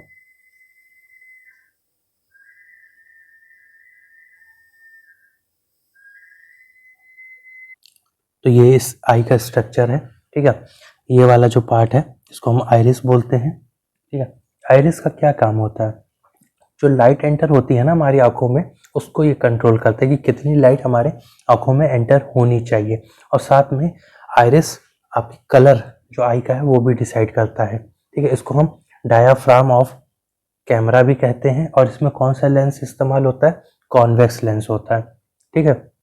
फिर है आपका ये अपर पोर्शन जो इसको हम कॉर्निया कहते हैं। कॉर्निया का काम क्या होता है, यहीं से ही लाइट एंटर करती है आंखों में, ठीक है। फिर आपका है, फिर है ये यहाँ पे रेटिना, ठीक है। ये रेटिना का क्या काम होता है, ये स्क्रीन होती है जहाँ पे पूरी इमेज फॉर्म होती है, ठीक है। रेटिना की जो इमेज फॉर्म होती है वो 2 टाइप के सेल्स होते हैं उसमें, एक होता है रॉड सेल, दूसरा होता है कोन सेल, ठीक है। जो रॉड सेल होता है वो सेंसिटिव होता है डिम लाइट से, ठीक है, और कोन सेल जो होती है वो सेंसिटिव होती है ब्राइट लाइट से, ठीक है। इसीलिए जो बर्ड्स होती है ना उनमें रॉड सेल ज़्यादा होती हैं, इसीलिए वो डिम लाइट को भी अच्छे से देख सकती हैं, ठीक है। फिर एक आता है आपका ब्लाइंड स्पॉट जो कि यहाँ पे करीब होता है। ब्लाइंड स्पॉट वो स्पॉट है जहाँ पे कोई भी इमेज फॉर्म नहीं होती है, ठीक है। और येलो स्पॉट कौन सा होता है, वो स्पॉट होता है जहाँ पर एक शार्प इमेज फॉर्म होती है, ठीक है। बाकी बीच में आपका क्या भरा होता है, लिक्विड, जो जिसको हम विट्रस ह्यूमर कहते हैं। बाकी जो रेंज होती है विजन की वो 25 सेंटीमीटर से लेकर के आप इन्फिनिटी तक देख सकते हो, ठीक है। फिर आता है power of accommodation. Power of accommodation का मतलब होता है कि आपकी आंखें, ठीक है, कितना दूर तक देख सकती हैं, ठीक है, इसको बोलते हैं। परसिस्टेंस हमने बात कर ही लिया था कि 1/10 सेकेंड, मतलब कि जो भी आपने इमेज देखी वो 1/10 सेकेंड तक आपके आंखों में रहेगी, ठीक है। फिर बात करते हैं अब डिफेक्ट ऑफ विजन्स की बात करते हैं। सबसे ज़रूरी चीज़ सबसे पहला है हमारा मायोपिया।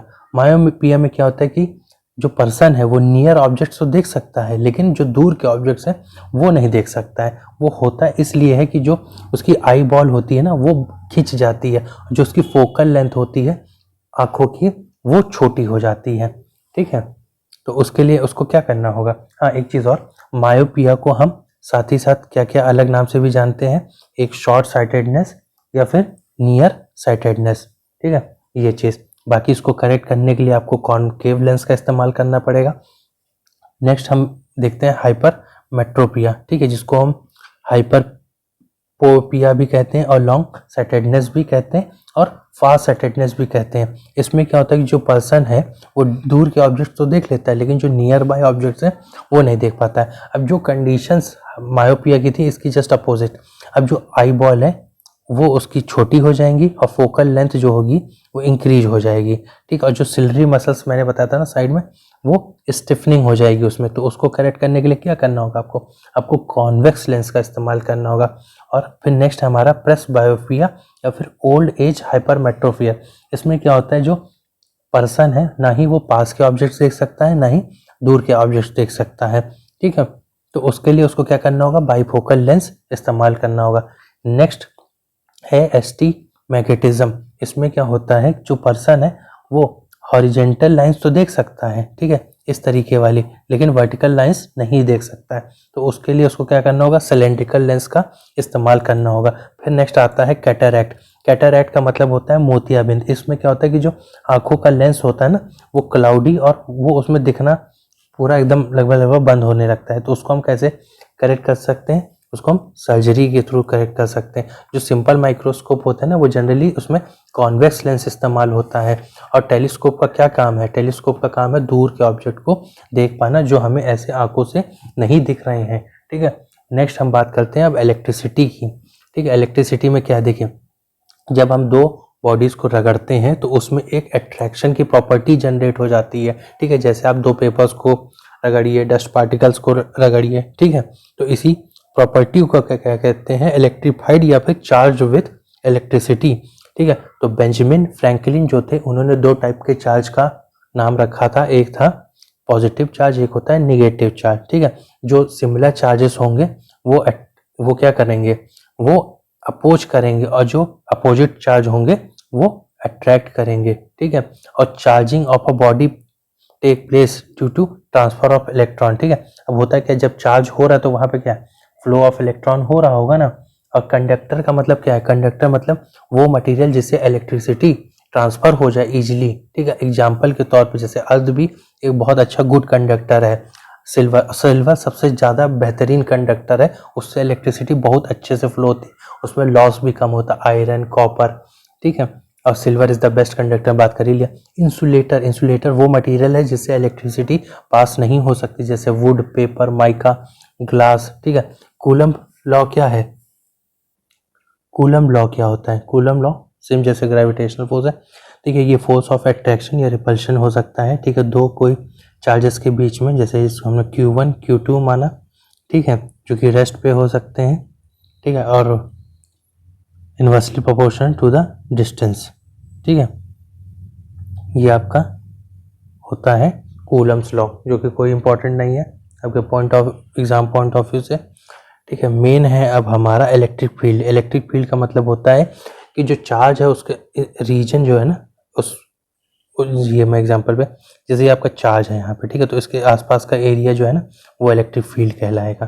ठीक है, अब हॉलो कंडक्टर की जो इलेक्ट्रिक फील्ड इंटेंसिटी होती है वो जीरो होती है, ये याद रखिए। ठीक है, इसीलिए क्या है कि जब भी बिजली वगैरह गिर रही होती है तो आप किसी टनल वगैरह में जा कर के बैठ जाइए, क्योंकि उसके अंदर बिजली नहीं गिरेगी कभी भी। ठीक है, क्योंकि वहाँ पे इलेक्ट्रिक फील्ड इंटेंसिटी जीरो हो जाती है। इलेक्ट्रिक पोटेंशियल की जो यूनिट है ये इंपॉर्टेंट है, जो कि वोल्ट होती है, जो कि एक स्केलर क्वांटिटी होती है। पोटेंशियल डिफरेंस का मतलब क्या होता है कि दो पॉजिटिव चार्ज हैं उनके बीच का जो भी पोटेंशियल डिफरेंस होगा, ठीक है, वो हम मेजर करते हैं, उसकी यूनिट क्या होती है, वोल्ट होती है, वो भी स्केलर क्वांटिटी होती है। ठीक है, नेक्स्ट है अब हमारा इलेक्ट्रोकेमिकल सेल। वो एक डिवाइस जो कि केमिकल एनर्जी को इलेक्ट्रिक एनर्जी में कन्वर्ट करता है। अब नेक्स्ट आता है इलेक्ट्रिक करंट, जो rate of flow of charge होता है, कि जो आपका रेट है चार्ज के फ्लो होने का पर यूनिट टाइम के हिसाब से, उसी को हम इलेक्ट्रिक करंट बोलते हैं।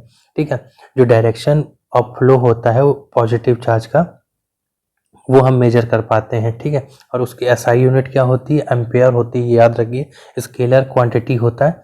रेजिस्टेंस क्या होता है कि जो करंट फ्लो हो रहा है कंडक्टर में, उसको जो अपोज करता है, ठीक है, उसको हम रेजिस्टेंस कहते हैं। उसकी एसआई यूनिट होती है ओम। ठीक है, ओम्स लॉ क्या कहता है, ओम्स लॉ ये कहता है कि जब physical condition like temperature, intensity of light वगैरह जब सब सेम रहती है, ठीक है, चेंज नहीं हो रही होती है, तो जो करंट फ्लो हो रहा होता है वो डायरेक्टली प्रोपोर्शनल होता है पोटेंशियल के। तो इसीलिए क्या है, V equals to R I. V आपका वोल्ट पोटेंशियल है, आर आपका रेजिस्टेंस है, आई आपका करंट है, क्योंकि करंट को हम आई के फॉर्म में शो करते हैं। ठीक है, कंडक्टेंस क्या होता है, ठीक है, जो जो रेसिप्रोकल होता है रेजिस्टेंस, ठीक है, वही कंडक्टेंस होता है। तो 1 अपॉन रेजिस्टेंस को ही हम कंडक्टेंस बोलते हैं। और एसआई यूनिट क्या होती है, 1 अपॉन ओम, या फिर मो बोलते हैं, MHO, या फिर सीमेन बोलते हैं। ठीक है, जो आपका रेजिस्टेंस होता है किसी भी कंडक्टर का, एक फॉर्मूला होता है, ये देख लीजिए, रो L बाई ए। ठीक है, अब जहां पर रो क्या होता है, ये कांस्टेंट होता है, ठीक है, जिसको हम स्पेसिफिक रेजिस्टेंस या फिर रेजिस्टिविटी भी कहते हैं, जिसका यूनिट क्या होता है, ओम मीटर होता है। ठीक है, ये चीज अगर सपोज करिए आप लेंथ बढ़ा दीजिए, ठीक है, या फिर एरिया डिक्रीज कर दीजिए, इंक्रीज कर दीजिए, ठीक है, तो उसके हिसाब से रेजिस्टेंस की वैल्यू चेंज होगी। अगर आप लेंथ बढ़ा रहे हैं तो रेजिस्टेंस इंक्रीज होगा, आप एरिया को इंक्रीज कर रहे हैं तो रेजिस्टेंस डिक्रीज होगा। ठीक, और आप क्योंकि ए रेसिप्रोकल में है, तो जो जैसे इंक्रीज हो रहा है तो वैल्यू आर की क्या होगी, डिक्रीज होगी। ठीक है, इस तरीके से। अब स्पेसिफिक कंडक्टेंस या फिर कंडक्टिविटी, ठीक है, अब ये रेजिस्टिविटी का रेसिप्रोकल होता है, उसी को ही हम कंडक्टिविटी कहते हैं। ठीक है, जो सुपर कंडक्टर होता है ना, उसकी कंडक्टिविटी इनफाइनाइट होती है। अगर आप सीरीज में रेजिस्टेंस को ऐड करेंगे, सीरीज मतलब ऐसे ऐसे करके, ठीक है, तो उसको हम ऐड कैसे करेंगे, R1 plus R2 plus R3 ऐसे इन्फिनाइट तक। अगर हम पैरेलल में कनेक्ट कर रहे हैं रेजिस्टेंस को, ठीक है, इस तरीके से, तो इसको हम कैलकुलेट करते हैं 1/R1 प्लस 1/R2 ऐसे इन्फिनाइट तक। ठीक है, अब इलेक्ट्रिक पावर क्या होती है, the rate at which electric energy is consumed in circuit is called electric power. किस रेट से जो इलेक्ट्रिक एनर्जी है वो सर्किट, मतलब जो भी हमारे घर में बिजली आ रही कंज्यूम हो रही है, उसी को हम इलेक्ट्रिक पावर कहेंगे। यूनिट जो कि वॉट होती है, बहुत ही इंपॉर्टेंट है। और इलेक्ट्रिक पावर क्या होता है, equal to I square R. ठीक है, आई का मतलब यहाँ करंट, आर का मतलब रेजिस्टेंस है। ठीक है, नेक्स्ट देखते हैं हम, 1 किलोवाट आवर की वैल्यू क्या होती है, 3.6 इंटू 10⁶ जूल। एमीटर का काम क्या है, ये इलेक्ट्रिक करंट को मेजर करता है और इसको सर्किट में हम सीरीज में लगाते हैं। तो एक आइडियल एमीटर का रेजिस्टेंस क्या होता है, 0 होता है। ठीक है, वोल्ट मीटर का काम होता है पोटेंशियल डिफरेंस को मेजर करना, और इसको हम सर्किट में लगाते हैं पैरेलल। ठीक, और रेजिस्टेंस क्या होता है, आइडियल वोल्ट मीटर का इनफाइनाइट। ध्यान रखिएगा क्या पूछा गया है, यहाँ पे एमीटर में रेजिस्टेंस 0 होता है और वोल्ट मीटर में इनफाइनाइट होता है। इलेक्ट्रिक फ्यूज का काम क्या होता है कि आपके घर में अचानक से बहुत ज़्यादा बिजली आ जाए, उससे आपके पूरे घर के अप्लायंसेस को बचाने के लिए फ्यूज का इस्तेमाल करते हैं। फ्यूज लगा देते हैं तो क्या करता है, ये करंट जो बहुत हाई आया है वो उसको रोक देगा, आपके घर की जो MCB होती है वो ट्रिप कर जाएगी, तो जिससे जो इलेक्ट्रिक करंट जा रहा है वो रुक जाएगा।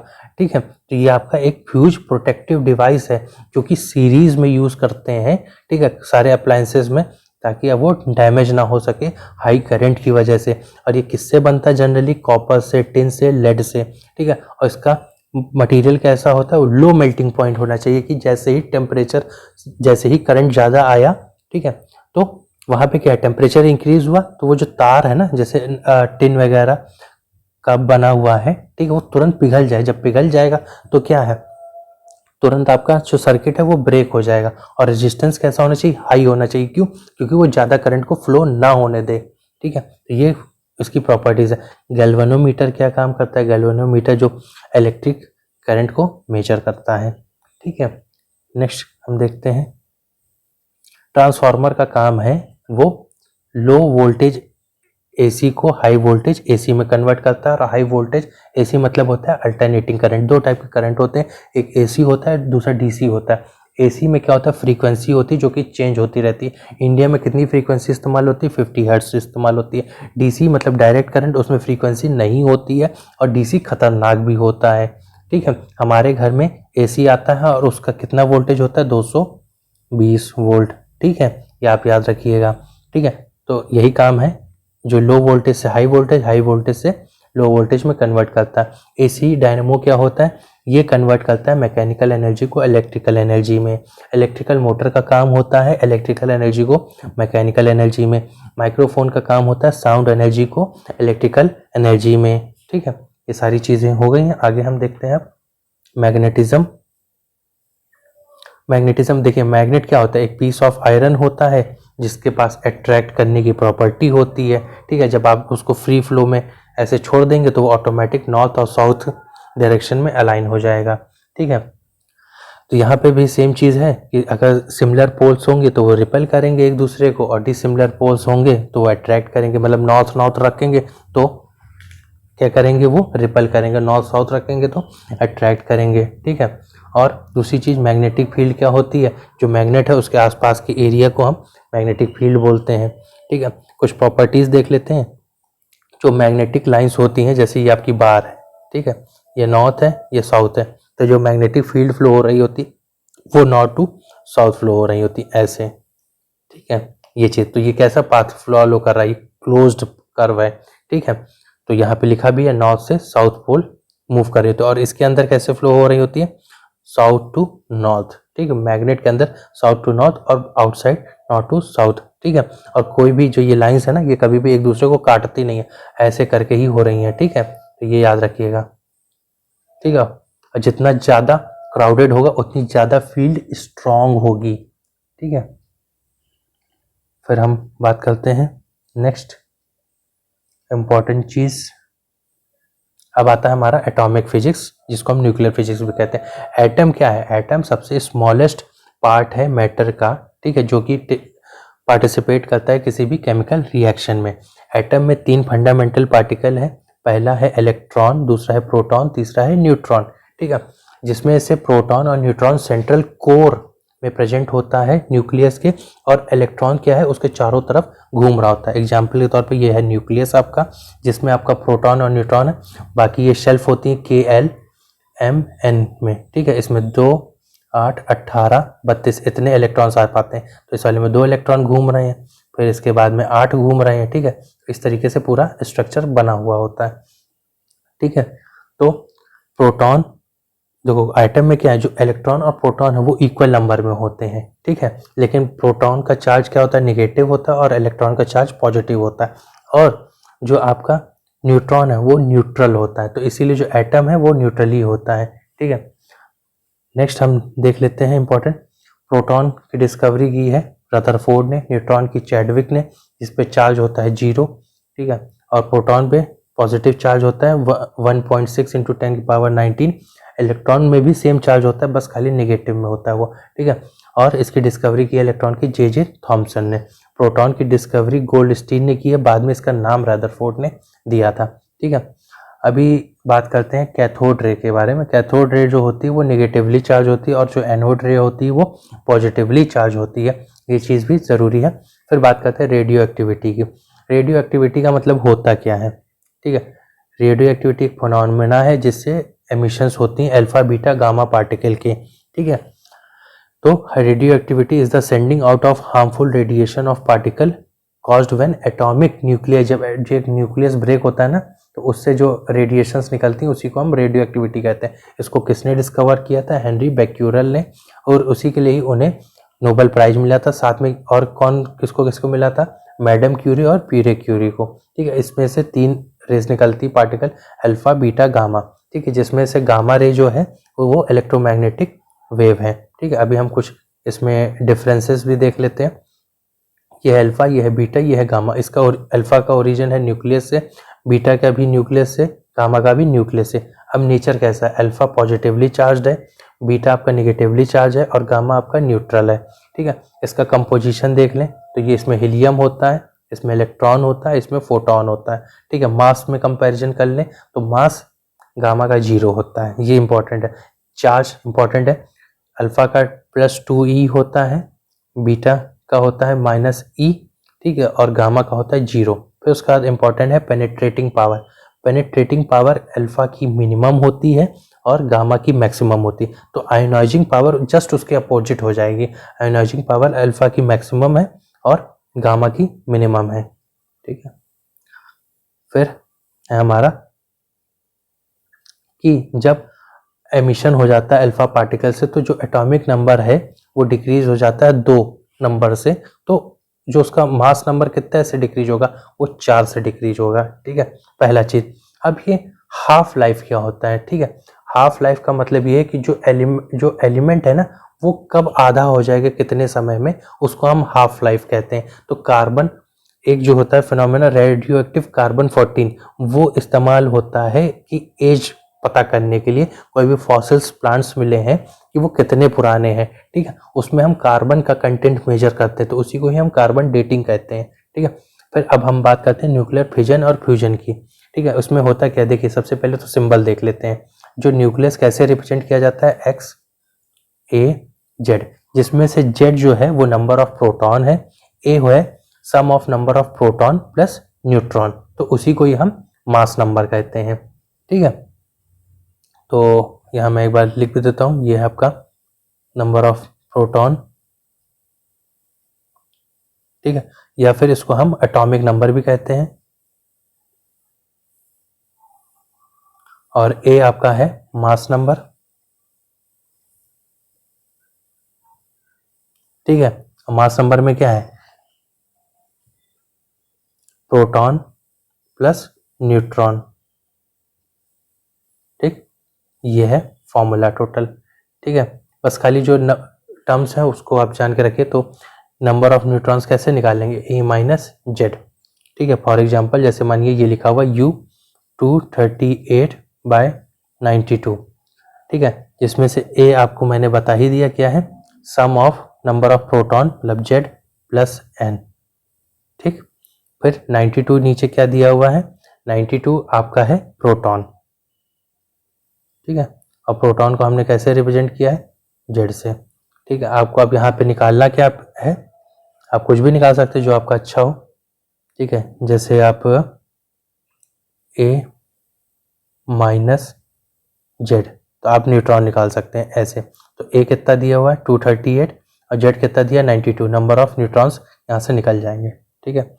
अब हम आके देखते हैं आइसोटोप्स क्या होता है। आइसोटोप्स का मतलब है वो एटम जिनका एटॉमिक नंबर सेम है लेकिन मास नंबर डिफरेंट है।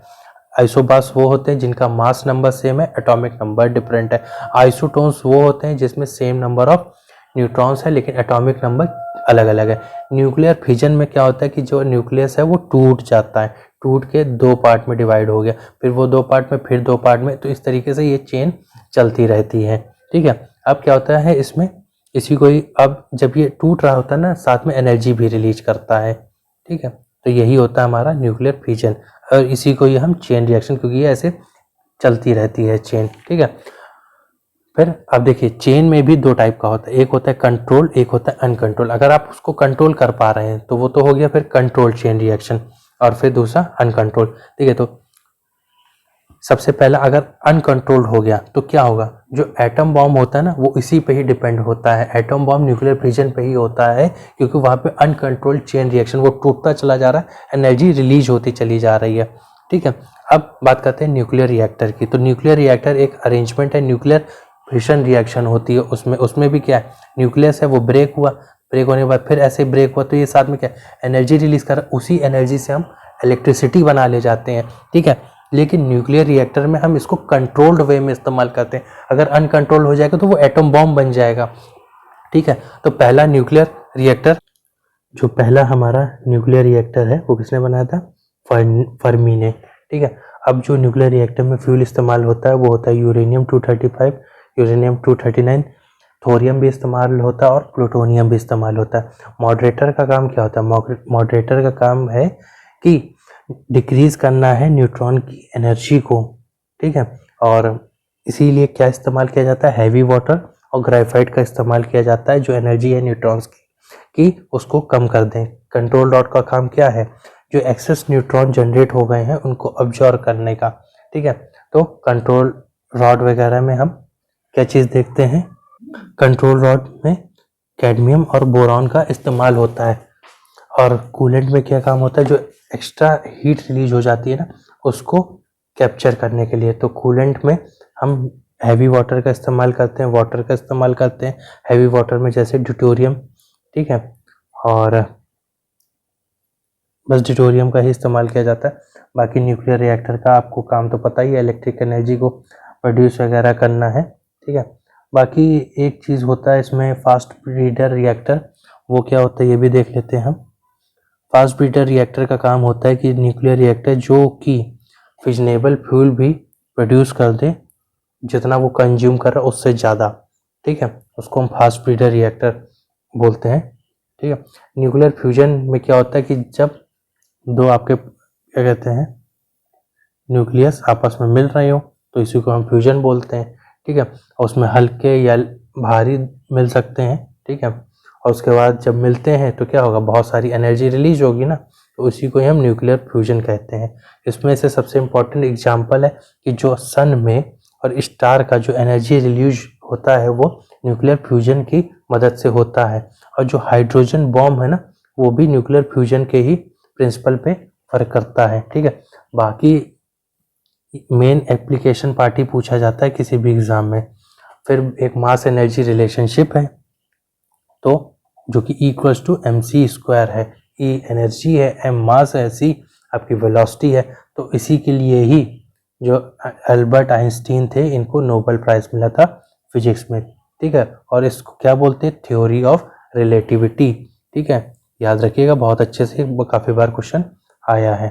ठीक है, फिर आता है नेक्स्ट इम्पॉर्टेंट डायोड। ठीक है, डायोड में क्या होता है, इसको किसने डिजाइन किया था, J.A. फ्लेमिंग ने। ठीक है, डायोड की वैल्यू जो है वो दो इलेक्ट्रोड से मिलके बनी होती है, वो एक एनवेलप में ऐसे रख दिए जाते हैं। ठीक है, जिसमें से एक इलेक्ट्रोड कैथोड होता है, दूसरा आपका एनोड होता है। ठीक है, फिर सेमीकंडक्टर क्या होता है, सेमीकंडक्टर वो मटेरियल है जिनकी कंडक्टिविटी जो है वो इंसुलेटर और कंडक्टर के बीच की होती है। और एग्जाम्पल के तौर पे आपका जर्मेनियम, सिलिकॉन, ये बहुत ही इंपॉर्टेंट आपके सेमीकंडक्टर्स हैं। ठीक है, डोपिंग क्या होता है, वैसे सेमीकंडक्टर में देख लें तो एक होता है इंट्रिंसिक सेमीकंडक्टर और दूसरा होता है एक्सट्रिंसिक सेमीकंडक्टर। ठीक है, देखिए इंट्रिंसिक सेमीकंडक्टर का मतलब यह है कि उसमें एक्सट्रीमली प्योर फॉर्म इस्तेमाल हो रहा होता है। ठीक है, और एक्सट्रिंसिक सेमीकंडक्टर में क्या होता है, if a measured and small amount of chemical impurity is added, जब केमिकल इम्प्योरिटी ऐड कर देंगे तो वो एक्सटेंसिव सेमीकंडक्टर होगा। और इंट्रिंसिक मतलब वो प्योर फॉर्म में होगा। फिर एक्सटेंसिक में भी दो टाइप के होते हैं, एक होता है एन टाइप, एक होता है पी टाइप। ठीक है, इसमें क्या होता है, एन टाइप में सेमीकंडक्टर में जिसमें electrons are majority charge carrier होते हैं। ठीक है, और पी टाइप में क्या होता है कि जिसमें आपके holes are the majority charge carrier होते हैं। ठीक है, तो ये डिफरेंस है, इसमें इलेक्ट्रॉन, इसमें होल्स। ठीक है, और डोपिंग का मतलब होता है कि इम्प्योरिटी ऐड करके, ठीक है, आप क्या कर रहे हैं, वो जो सेमीकंडक्टर है उसकी प्रॉपर्टीज को इम्प्रूव कर रहे हैं। ठीक है, आप कुछ साइंटिफिक इंस्ट्रूमेंट्स देख लेते हैं लगे हाथ हम। ठीक है, एल्टीमीटर का काम है एल्टीट्यूड को मेजर करना, एमीटर का काम है करंट को मेजर करना, एनीमोमीटर का काम है फोर्स और वेलोसिटी विंड की और उसका डायरेक्शन मेजर करना। ठीक, बैरोमीटर का काम है एटमॉस्फेरिक प्रेशर मेजर करना, कैलोरीमीटर का काम है हीट को मेजर करना, कार्डियोग्राम जिसको हम ईसीजी भी कहते हैं, ये हार्ट के मूवमेंट को रिकॉर्ड करता है। ठीक है, आगे देखते हैं, कायरोमीटर का काम है थर्मोमीटर, एक टाइप का है ये। ठीक है, बहुत ही कम टेम्परेचर को मेजर करता है। साइक्लोट्रॉन का काम है, ये हाई चार्ज पार्टिकल एक्सेलरेटर है। ठीक है, फिर डायनमो का काम है मैकेनिकल एनर्जी को आपको इलेक्ट्रिकल एनर्जी में कन्वर्ट करना। फिर डायनमोमीटर का काम है इलेक्ट्रिक पावर को मेजर करना। ठीक है, फिर है ईईसी इलेक्ट्रोएंसेफेलोग्राम। ठीक है, ये क्या करता है, जो इलेक्ट्रिकल एक्टिविटी होती है ब्रेन की वो मेजर करता है। ठीक है, इलेक्ट्रोस्कोप का काम है इलेक्ट्रिक चार्ज को मेजर करना। एंडोस्कोप का काम है जो इंटरनल पार्ट है बॉडी के वो चेक करना। फैथोमीटर का काम है जो ओशन की डेप्थ कितनी है वो मेजर करना। गैल्वेनोमीटर का काम है इलेक्ट्रिक करंट मेजर करना।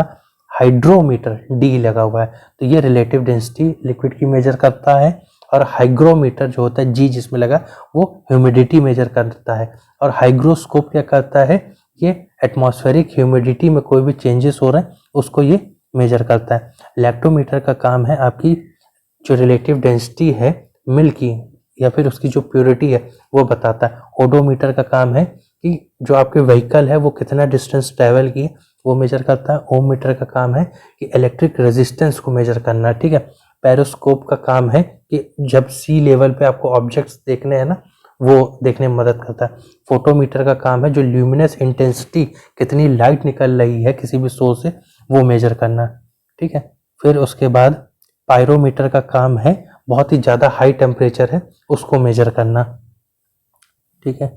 नेक्स्ट हम देखते हैं इंपॉर्टेंट सोनार का काम है कि जो ऑब्जेक्ट्स हैं वाटर के अंदर उसको मेजर करना।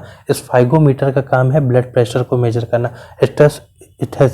स्टेथोस्कोप का काम है जो डॉक्टर आपका क्या कहते हैं कान में लगा करके आपको जो हार्ट का और लंग्स का साउंड एनालाइज करते हैं, ठीक है। फिर नेक्स्ट है हमारा टेलीस्कोप का काम, आपको पता ही है डिस्टेंस ऑब्जेक्ट को देखना, ठीक है। बाकी इंपॉर्टेंट है आपका वोल्ट मीटर। वोल्ट मीटर का काम है इलेक्ट्रिक पोटेंशियल मेजर करना और पावर